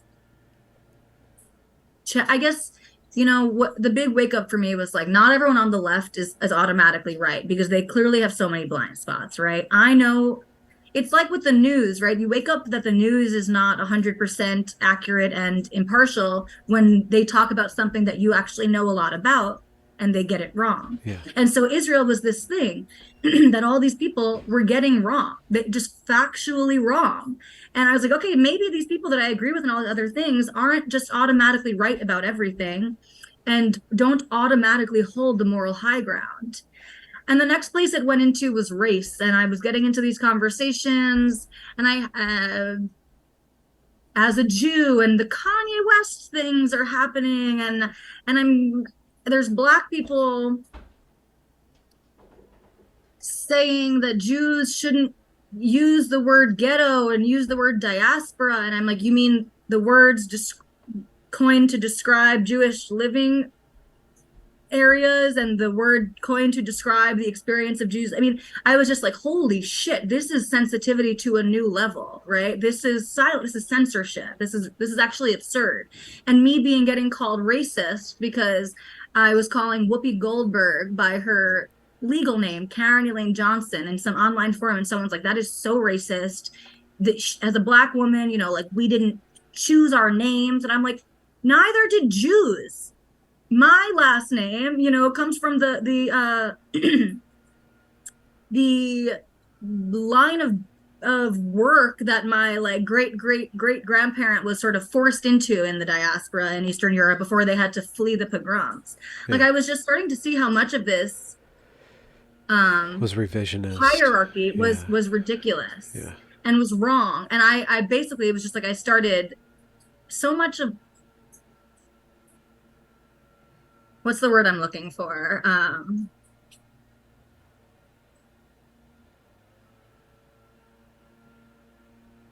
Like self-aggrandizement. I mean, like, so much of like being on the left is just being whipped down, right? If you're not a Black trans disabled person, if you don't reach the pinnacle of intersectionality, it's just about like taking that you're a bad person. We're all racist, we're all transphobic, you have this and that. And so much of it is just taking that, right? And like, that's the righteous thing to do, is to acknowledge your privilege and your power and all the ways that you are part of this system that is hurting the people up there that we need to protect. And I basically stopped taking it. My rational brain kicked in, and I was like, no, I'm actually not a white supremacist for saying or believing this thing. It was like, that's how I see the beginning of the shift for me, was like I started essentially having a little bit of dignity, Hmm. right? Hmm. And allowing reason to come back into play in my brain, and just gently pushing back. But for a while I was trying to have it both ways. I was still trying to really consider myself a progressive and use the progressive words to make my points, right? Okay.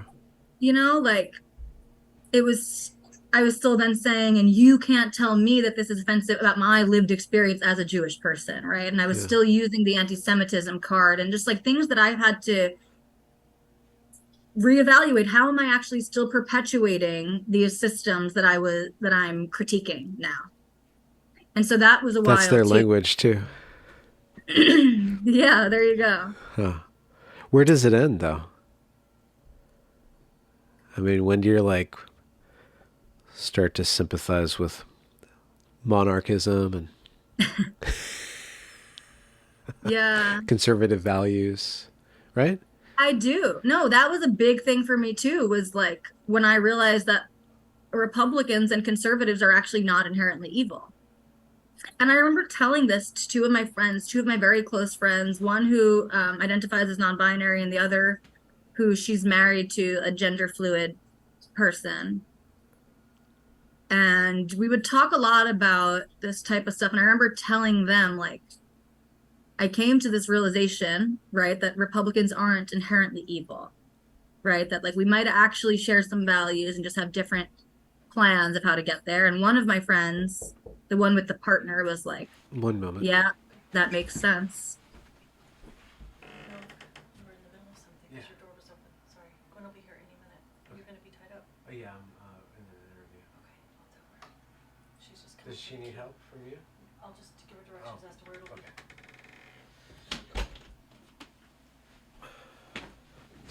Sorry about that. I need to get a recording light. That's funny. Yeah, and then my other friend, the one who was identifying as non-binary and a little more you could say, personally tied to this belief system, was like, oh wow, I'm not there yet. And that's such a small, low like threshold to break through. Mm-hmm. But that was yeah, just a big part of opening my eyes. And so from that exchange, so you're like, Republicans aren't evil. Does that sacrifice your relationship? Do you lose status? Do your friends start going, no. no? So you were comfortable enough. You had friendships that were strong enough that they allowed you some wiggle room. Yes. And this is the interesting thing too. I talk about these three categories, sort of race, feminism, and gender. And I was able to get there on the first one with them. And one of my friends is Black. And we were able to, like, when I was coming up against these sort of like Jews being portrayed as like the whitest of white somehow, like somehow the most privileged of the privileged. No, my friends were really open to hearing me out, and they trust me as a first person account, like they believed my lived experience. And yeah, so I don't know, I felt comfortable for a lot of these things, and I had never touched it with gender. The one time I even slightly touched it, I said something about magical thinking in children. And my friend cut that off right there. Like, I hate when people say that, like, it's not, I don't remember exactly. That's really interesting. When was that? Like in time and history? Maybe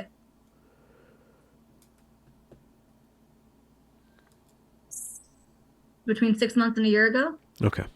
Because it's just not a very weak hypothesis, but I don't think that the racial stuff could last all that long. There's a reason why the narrative switched from COVID to race, and then race and COVID to Ukraine.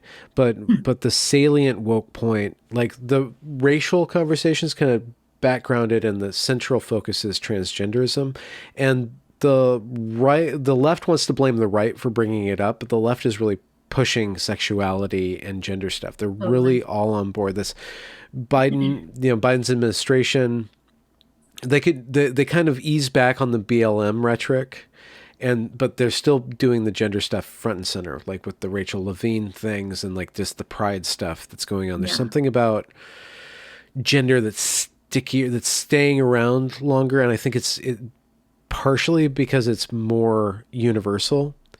Yeah. And it's much more like the left, or whatever this woke stuff, whatever the whatever you want to call this stuff, can get its claws into it deeper.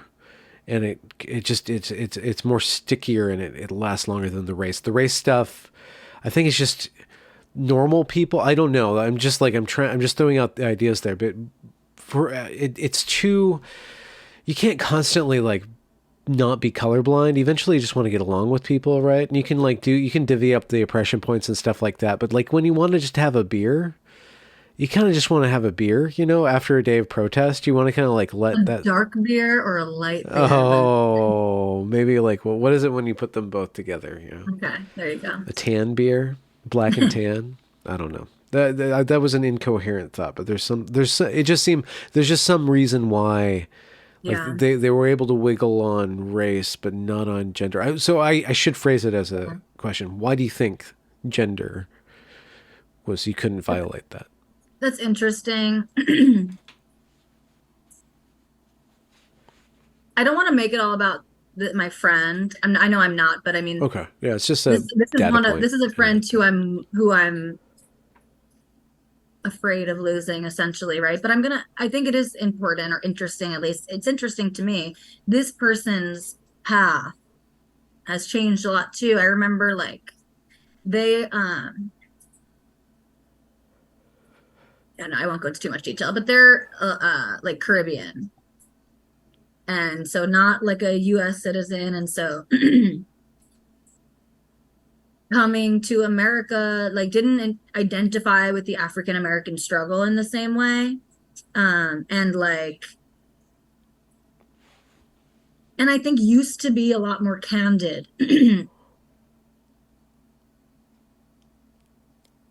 or less explicitly political, I guess, about sort of racial dynamics Yeah. and like what privilege really means, Yeah. and like, they would say, like people, trying to tell me that I'm oppressed and stuff, but like my mom's a doctor and like helps me pay for school. And like, I just don't, this doesn't work here.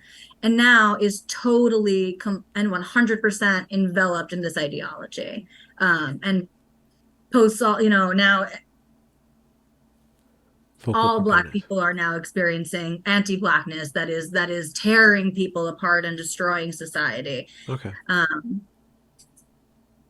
And also like used to have more flexible views on sexuality and stuff, and now has medicalized. Huh. This is difficult too because my friend medicalized and has surgical regret, but is still entirely in the ideology, hasn't taken one foot out. And I think part of that is because you go so far in, it's like, how do you walk it back? What am I going to regret it now that I've had a double mastectomy that I'm not happy with the results of? And it's been hard for me because I have all of these thoughts and feelings that I'm just not expressing to my friend. Yeah. And it does make it difficult for the friendship to be as authentic as it once was, because I'm not speaking in the ways that I would want to speak to my friend as an individual, as a person. I'm not being as honest as I would want to be because I'm afraid of Losing that. yeah. How did your how did it resolve with your wife? The gender thing. Did you come home with testosterone and she's like, "No, I'm not going to." And you guys had a big blow up and meltdown and then No, she was, again, if anything, she was leaning a little more into it. She was expressing like she never used the words gender euphoria, oh, thank God. okay. But she was expressing like, wow, how good it felt. Like so and so like called me like they, them, like I heard so and so talking to so and so today about me and they said they, like that felt really good. And so it was expressing these types of things. And again, sort of starting to listen to more dogmatic sources. I should maybe back up a little. So as I'm going through this whole sort of like Jewish realization of, okay, these people are fucking crazy. And actually some of the people on the left are bigots, actually. Right. And so, I got to step away from this. Then came the feminism thing and kind of like, maybe women aren't so oppressed in our society today, like, I think that part came with the realization, the thing, the quiet part that you're not supposed to say out loud, which is not only are I hate saying people of color. I say colored people to make a joke of it because I think it's the most ridiculous euphemism that we have. But so not only are you not especially oppressed being a black or brown person or a woman or a gay person or a trans person, you you will be given preferential treatment in lots of areas of life because of those things. My wife and I were talking about it last night, like we don't go like we own a business. We don't go around like talking about how oppressed we are. But if it's asked of us in grants or in opportunities, it's like, oh heck yeah, we are the gay female owned woman of color. Like, yeah, sure, right? And so I don't knock people who lean into it, but we have to be honest about it. We're doing a disservice both pretending that we are oppressed and accepting preferential treatment. Yeah, yeah. And Well, so I think that's where, again, when I was first able to realize it with the black thing, right? Just sort of seeing like all these people telling me that I'm like oppressing them in the situation where actually they're trying to beat me down and tell me what I can or cannot say. I don't mean all black people, of course, right? I'm talking about in specific interactions I was having. So that was my first aha moment. And then it was like, well, with women too, right? Like there's a lot of scholarships and job institutional opportunities and support. Yeah. stuff, yeah, that are aimed towards women. Um, and so gender was the last thing that it was the sacred cow that I was most afraid of poking. I didn't want my views to change because that felt like the thing that would really make me a bad person. Hmm. I had like Why? come to Why I don't that? I don't know. Maybe because It's the most outlandish, I the don't most know. I really qualitative. a good point. That's a good question. But you just felt it. Yeah, I was most afraid to poke that bear. And I did so a little bit unwittingly. I started listening to secretly. I started listening to like heterodox podcasts, basically liberals, essentially liberals speaking, who were kind of sick of the excesses of the left. And they would talk about gender stuff. And at first it made me really uncomfortable. And it was like the thing I didn't like about these people who I liked everything else about what they were saying. Hmm. And it's all like, and then you kind of you break past the discomfort. And then I started kind of seeking it out.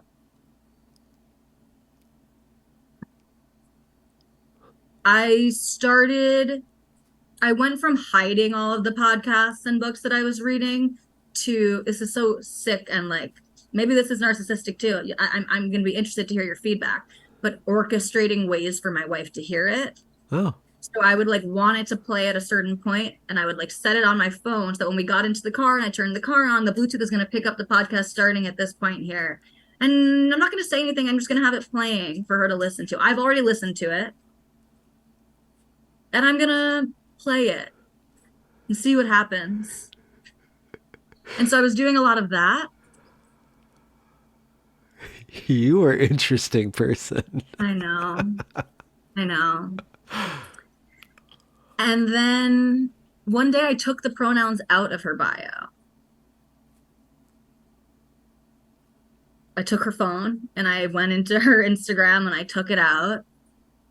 And I had already at that point decided that I was not using they them for her anymore, which I don't even think she clocked because again, she was misgendering herself constantly. There was no like she wasn't taking offense when people called her she or her, but she was again excited when people used the new pronouns. Yeah. I remember we got into one like sort of power struggle over it at one point. That might be the wrong word, but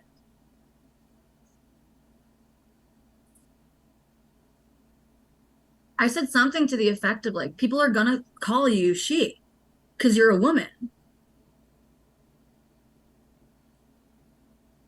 You, you're gonna like if it's you're going to be set up to be upset a lot of the time if you expect people to like know this thing about you that is not self-evident.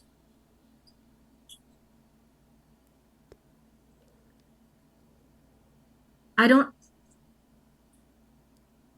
And then there's this other moment, maybe not even that long ago, frankly, again, maybe like 6 months ago or so, 6 months ago or so, where we were like out to dinner and drinking a little bit.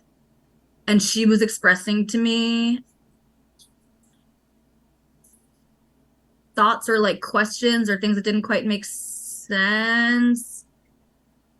And I kind of laid out my whole like, so actually, I think we're like hurting people. You know, did you know that this research shows that kids with gender dysphoria who were left alone and didn't have any intervention, that most of them grew out of it essentially, or reconciled to their sex, and that most of those people were gay? I wonder if the homosexuality was like a sticking point that sort of made her realize, like, I think we're sterilizing gay people essentially. I think that's a lot of what's happening. There's this podcast episode from Blocked and Reported, which was one of the a podcast I like a lot, that Katie Herzog led, and it was called something to the effect of like where have all the lesbians gone? Yeah. And that was the point that I kind of presented to her, that I think really kind of shocked her a little bit. And during that dinner, I confessed to her that I took the pronouns out of your bio, because she mentioned at one point, like, I don't know what happened, like they're not there anymore. I was like, oh, that's weird. And I was like, I took them out. And I told some people that were just using she her for you. I walked it back.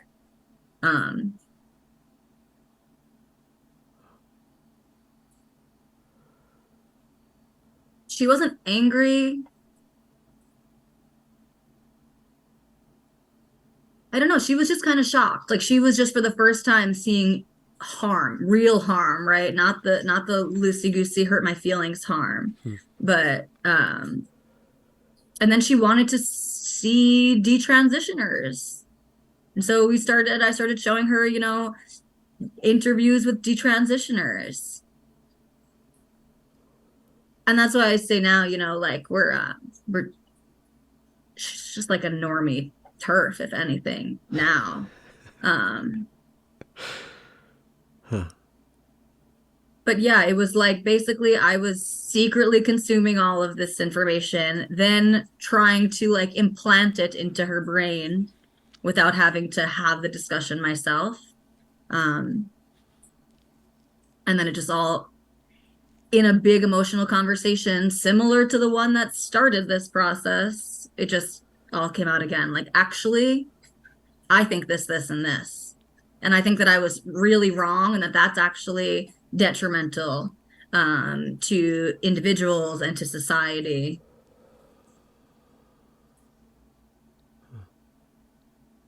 And she agreed, basically.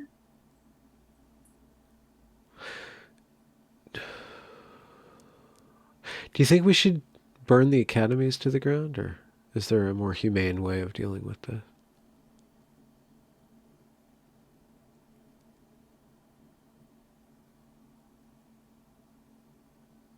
It's a good question.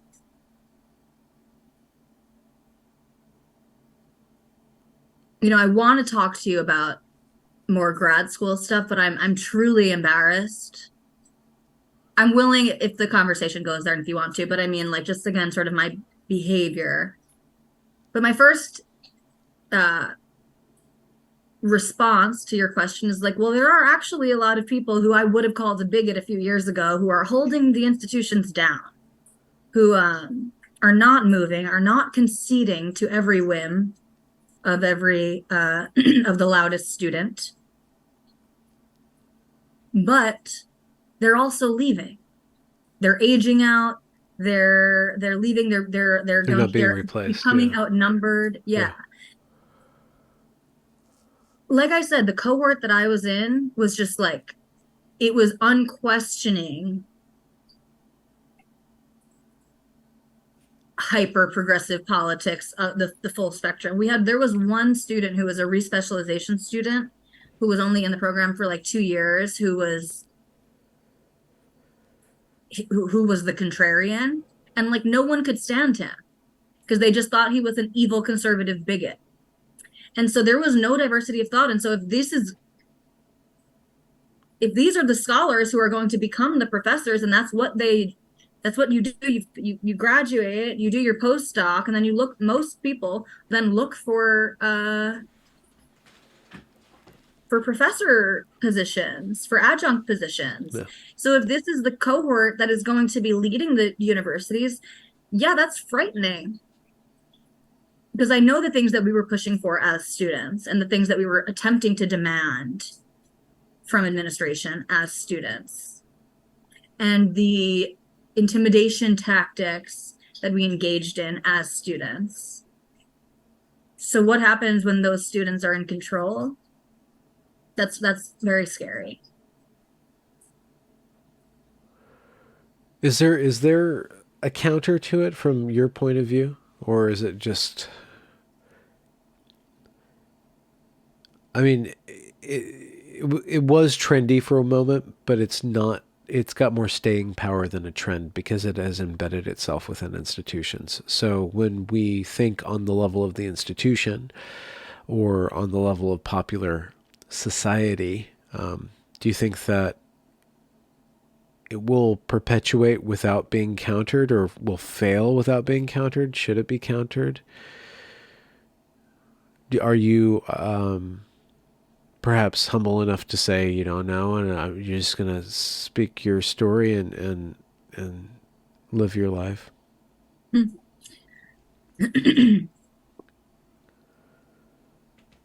Yeah, I don't know. I don't know. I'm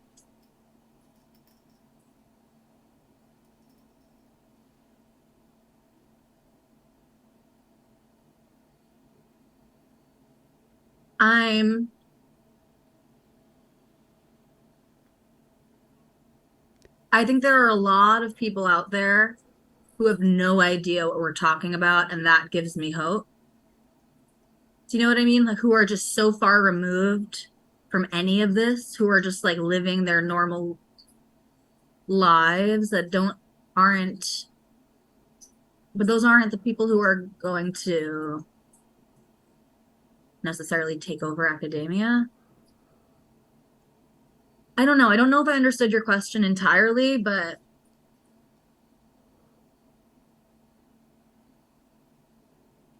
I guess it depends on what we think is the purpose of college, of university.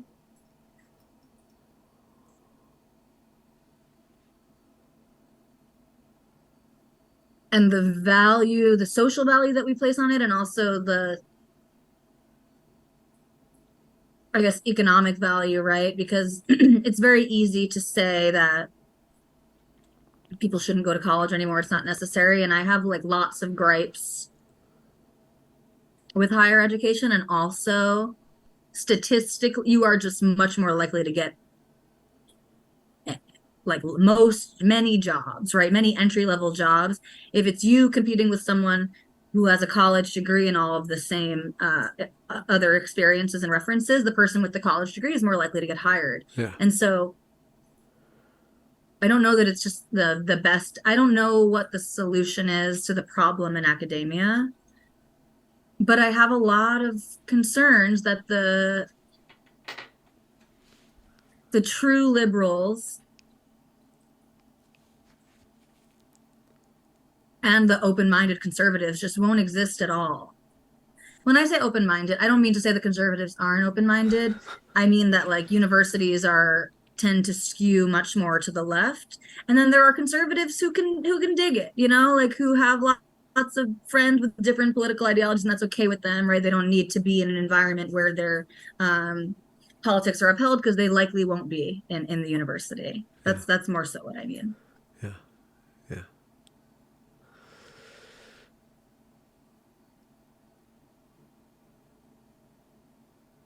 With the gender stuff, I remember taking a like a psychobiology course. And we did everything, by we, I mean myself and a group of other students from this class, did everything that we could to try to get this professor fired for basically saying, being for nothing, for basically nothing. I have some, like, what I believe to be legitimate gripes, even now upon reflection, with some of the things that we were upset about. But our response was ridiculous and unfair. And so I'll set the scene a little bit if you're okay with me going into this. Yeah. So he was teaching about as part of this, psychobiology class, sexuality and sex. And he was an older gentleman.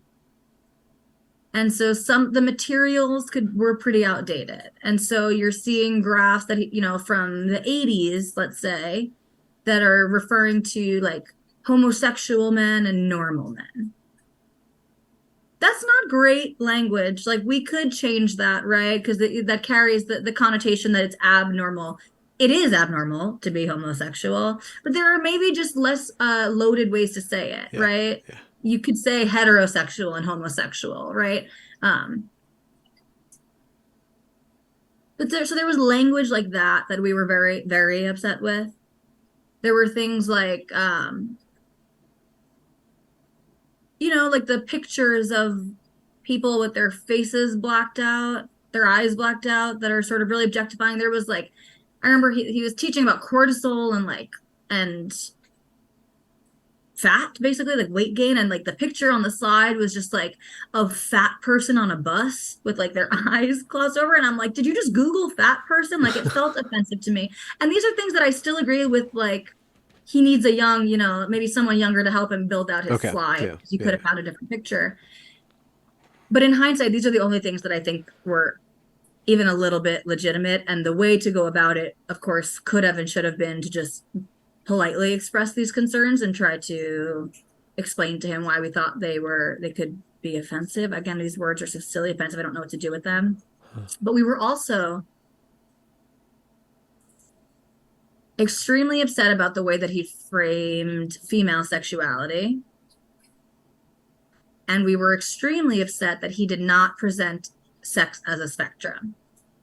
And so we were showing up, when it got into sexual dimorphism, we were showing up to class with intersex research and basically saying, why are you not teaching that sex is a spectrum? Why are you ignoring intersex conditions? Like, this challenges this whole sex binary that you're trying to set up, and you are ignoring this information because it goes against your beliefs, because you want to believe that there's just men and women, and that women are the receptive sex, right? And all of these things.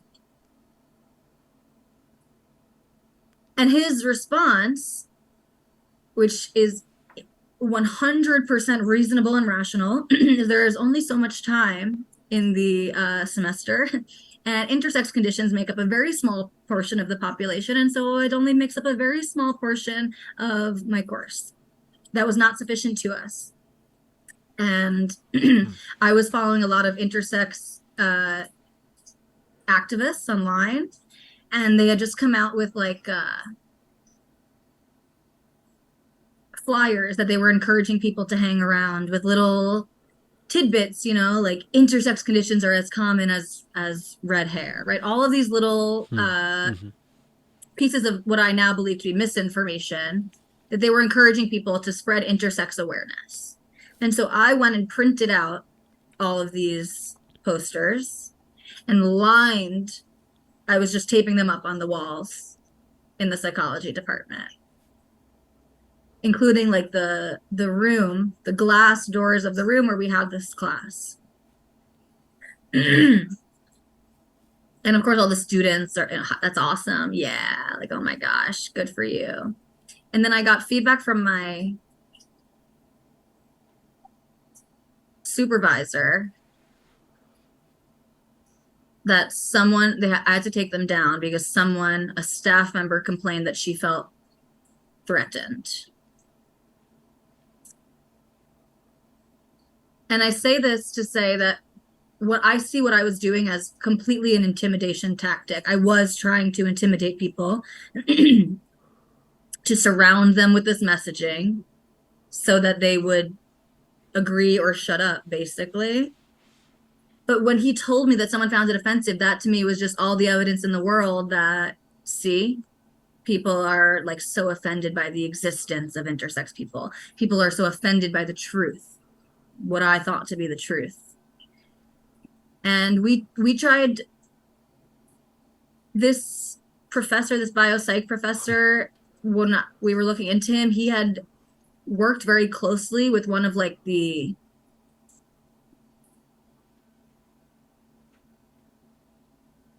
instrumental intersex researchers. And so we were calling, who is like a professor emeritus, doesn't do much work anymore. We were calling that man's personal line, trying to like out him. Do you know what your professor buddy is saying in class? And do you know that he barely tells us about intersex conditions? And we took it to the head of the department. We had compiled a list of anonymous complaints from different students who had taken the class. And then me and a few other students went in as like the representatives. And you're offended when your advisor says maybe you should be an activist, not an Correct. academic, when this is what you're Correct. doing as an academic. This was the same advisor who told me someone was offended, you need to take those, like someone feels threatening, take them down. Yeah. No, he was spot on. He was spot on. I think about him a lot because I think I owe him a lot of many apologies, and explanations, and I don't know that he'd want to hear them. I don't know that he needs them, but I think about him a lot, and I just kind of want to, as the person I am today, I want to talk to him about where I was. You should shoot him an email for your own sake. Yeah, I think I should. Thank you. But yeah, I mean, these are the types of things that I was engaged in. And it's easy to say it was all the students, but I always found myself volunteering to be the representative. I'll go talk to them. I'll be the one. I was known too as like, I was the New Yorker. So people also would defer to me to like say the thing. Oh, New Yorkers, we're so punchy. We're so this and that. We'll just say the thing. And so that maybe, I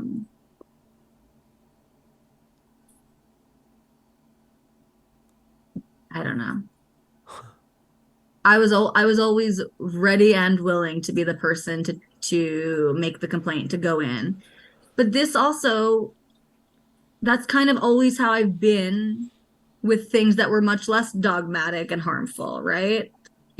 There's a way of framing this as a positive quality, and I do think it is in certain situations. Well, do you not owe it to society now to be the ambassador of anti-wokeness? Is that what you're scratching at? That's not what I'm scratching at, but that I think it lends itself to that. I meant more so before my wokeness days, right? I was still this type of person.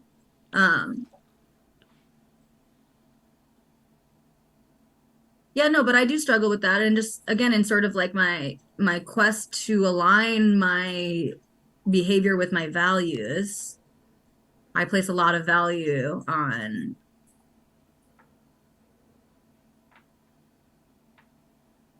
truth and fairness. And I think a lot of what I was doing in hindsight was really unfair.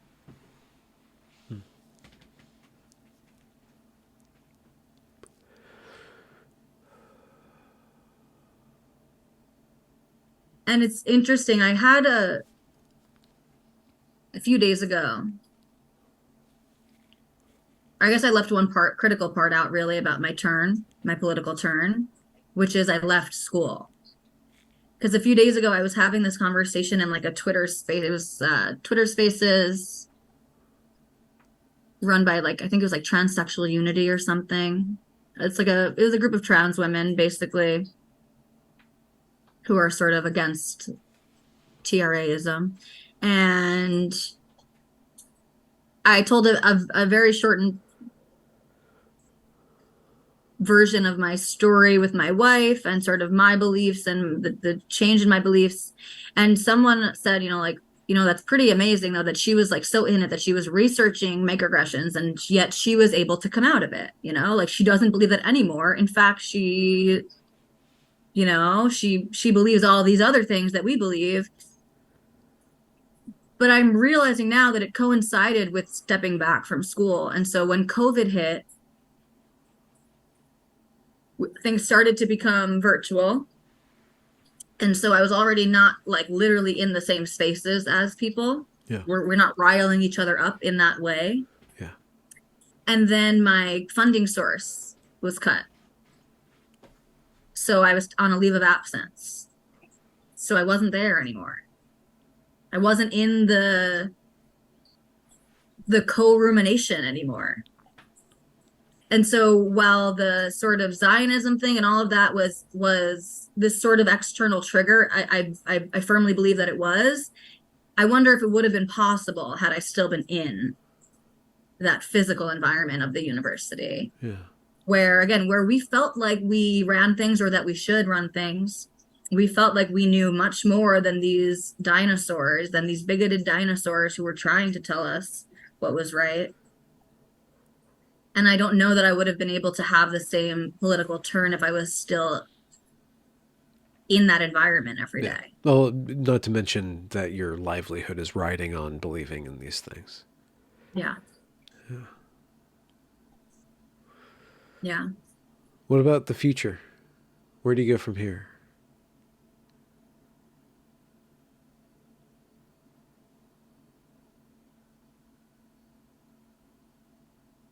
Forward. Like in a progressive sense? I don't know. I mean, I want to talk more about this. I feel compelled to right some wrongs, personal wrongs.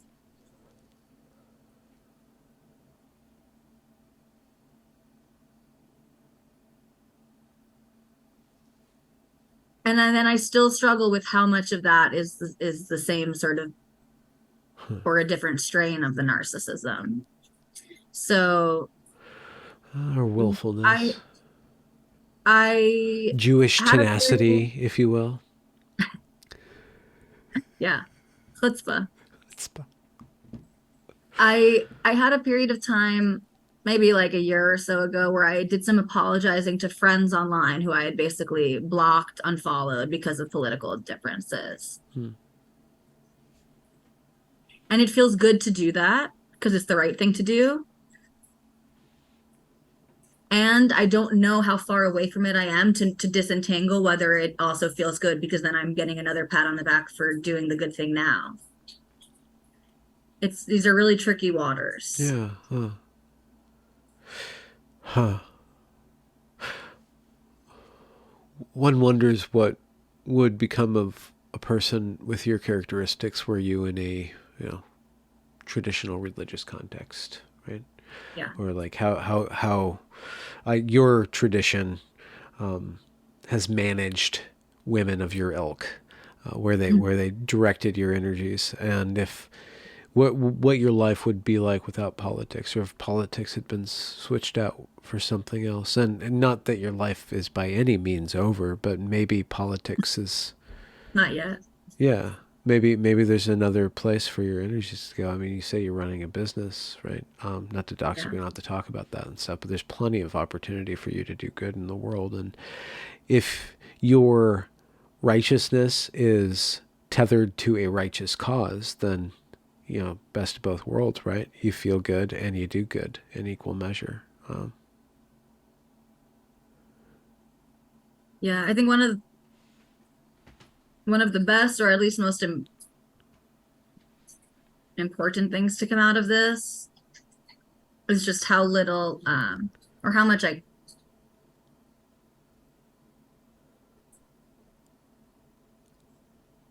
I don't allow myself to be so sure, or at least I try to question anyone who seems so sure of anything. Mm-hmm. Um,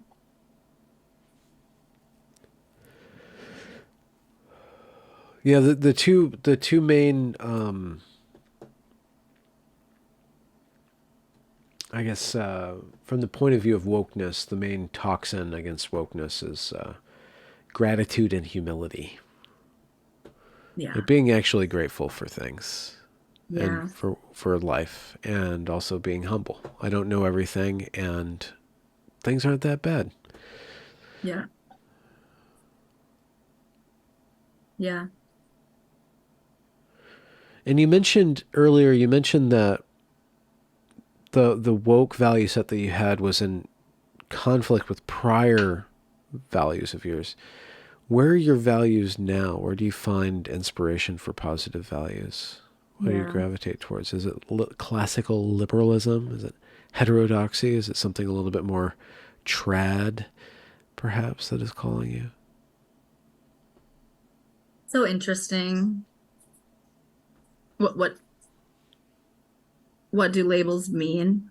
How much are we choosing a label because it best describes our authentic self, or how much are we selecting the label of how we want to be perceived or what we want to be? Yeah.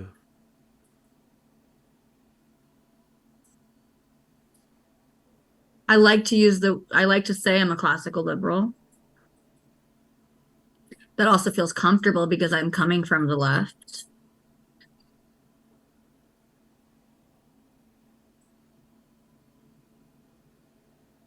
I've come around to a lot of traditional values.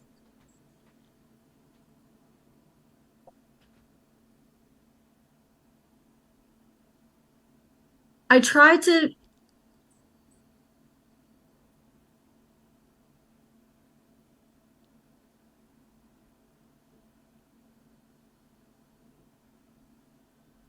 like with some of Brett and Heather and the work that they do,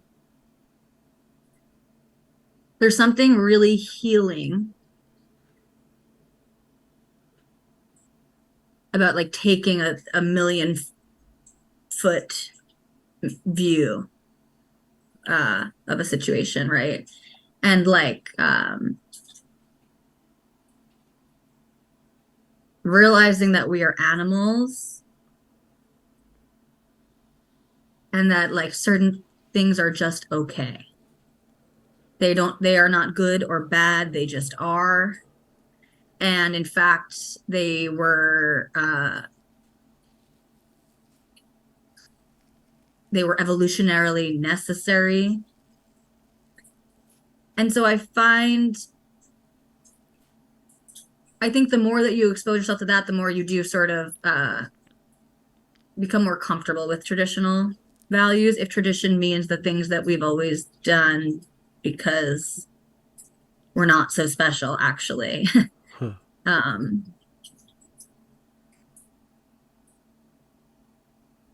that makes sense. The I don't know if things I we've gave enough always detail. done because we're not so special. Actually, I'd like trying to make sense of that. Like my mind goes to Proverbs, just kind of like like a biblical tradition, more like this. Right. The wisdom traditions is like, So it's like, I mean, trad values are like getting married and starting a family and like having someone in the house home to take care of the children. And we've done so much as a society to shame that lifestyle because we've over-indexed for free will, maybe. We've over-indexed for like individuality. Um, when I say we're not that special, that's a theme that comes back for me in a way to understand feelings, in a way to understand yourself is like it can be a harsh thing to hear and also I think really comforting. Like you are not that special. You're not the first person to think of this, to feel this way, to have these inclinations. You're actually in pretty good company. huh. Um, and yeah, I mean, it's so when I say all these things are things that previous politics that I had would have shit on traditional family values, actually, evolutionarily, right? Like, it was very important for the women to be there to take care of the children. A, because humans are born really early and they're vulnerable and they literally need, in order to survive, they need someone to take care of them. And because men are less tethered to children, and so other if women are also just out,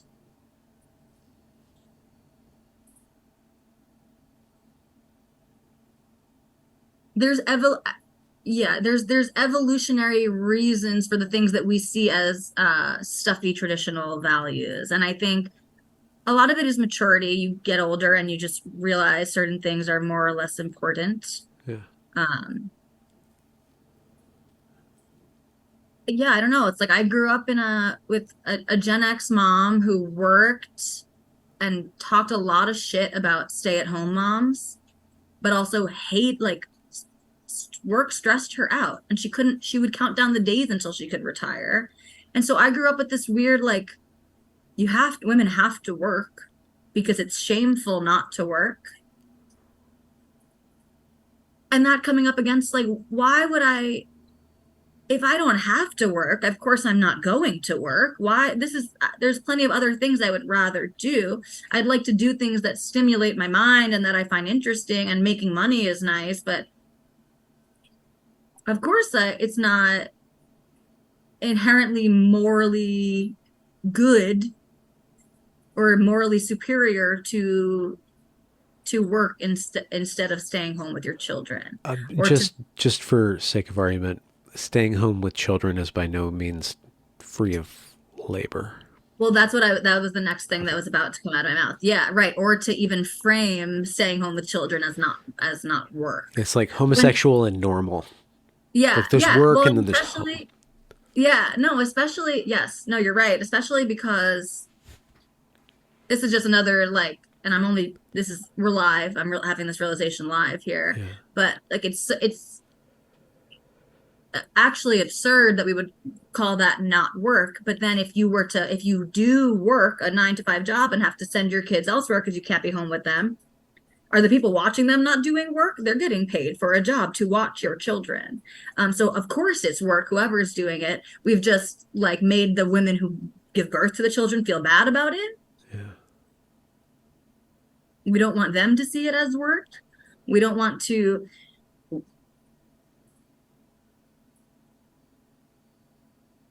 yeah, I don't know. There's a lot of self-righteousness in our society, right? I mean, because the actual reason for women, there's two reasons for women needing to join the workforce, in my humble opinion. The first is because of costs of living, and most people need two incomes in a home, right? So that's a good reason for both of you to work, is if you need both of you to work to pay the bills. And I think there was a women should have the same opportunities to work that men have, which was not always the case, of course, right? And with so much of sort of leftist ideology, it's an extreme overcompensation for a, a truth. Perceived past and unfairnesses. Yes, yes, yes.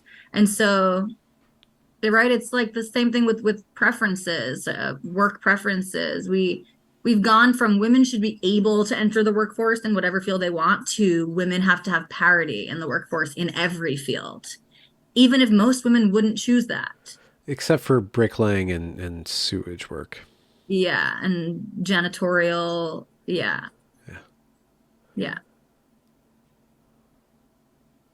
Well, Tali, it sounds like you've gone from one state to another state, but had always been very tenacious in whatever endeavor you're embarking on. Do you perceive yourself writing about this? Do you perceive yourself kind of being more of a person that's engaging with this? And I ask that as a preface. Do you want me to link to Mm. your other productions on the internet, or is this kind of just the beginning of fledgling endeavor of yours? Yeah, I have nothing for you to link to.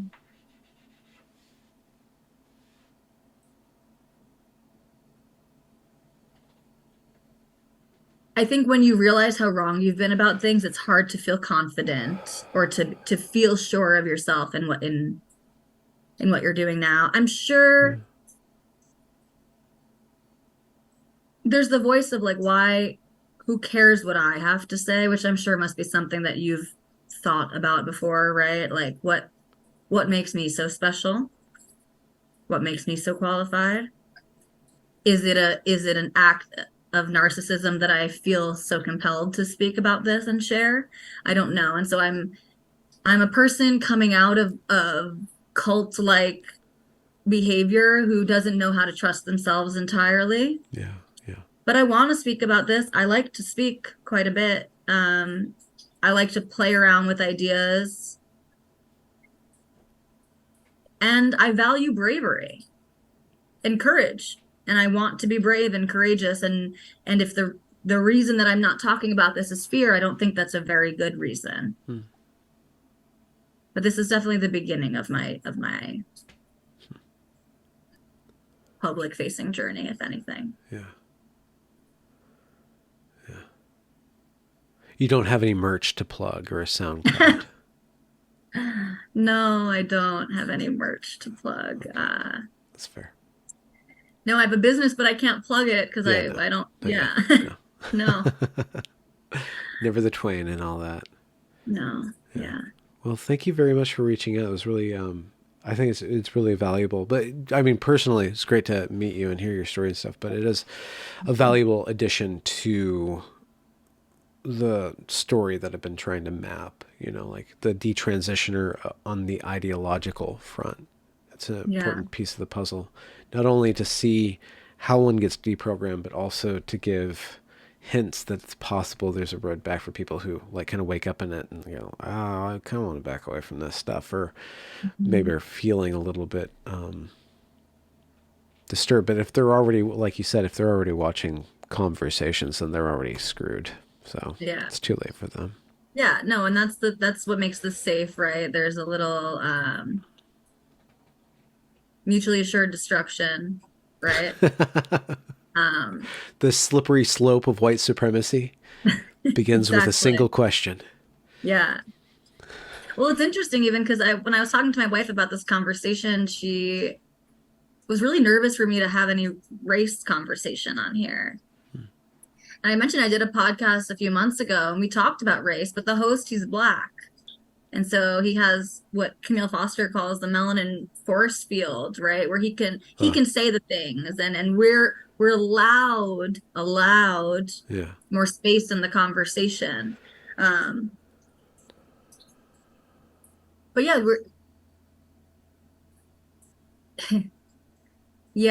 we're all I think the confidence, it's hard to be confident in the things that I'm in all of the, let's say, ideologies that I'm now involved in, but I feel much more assured in myself.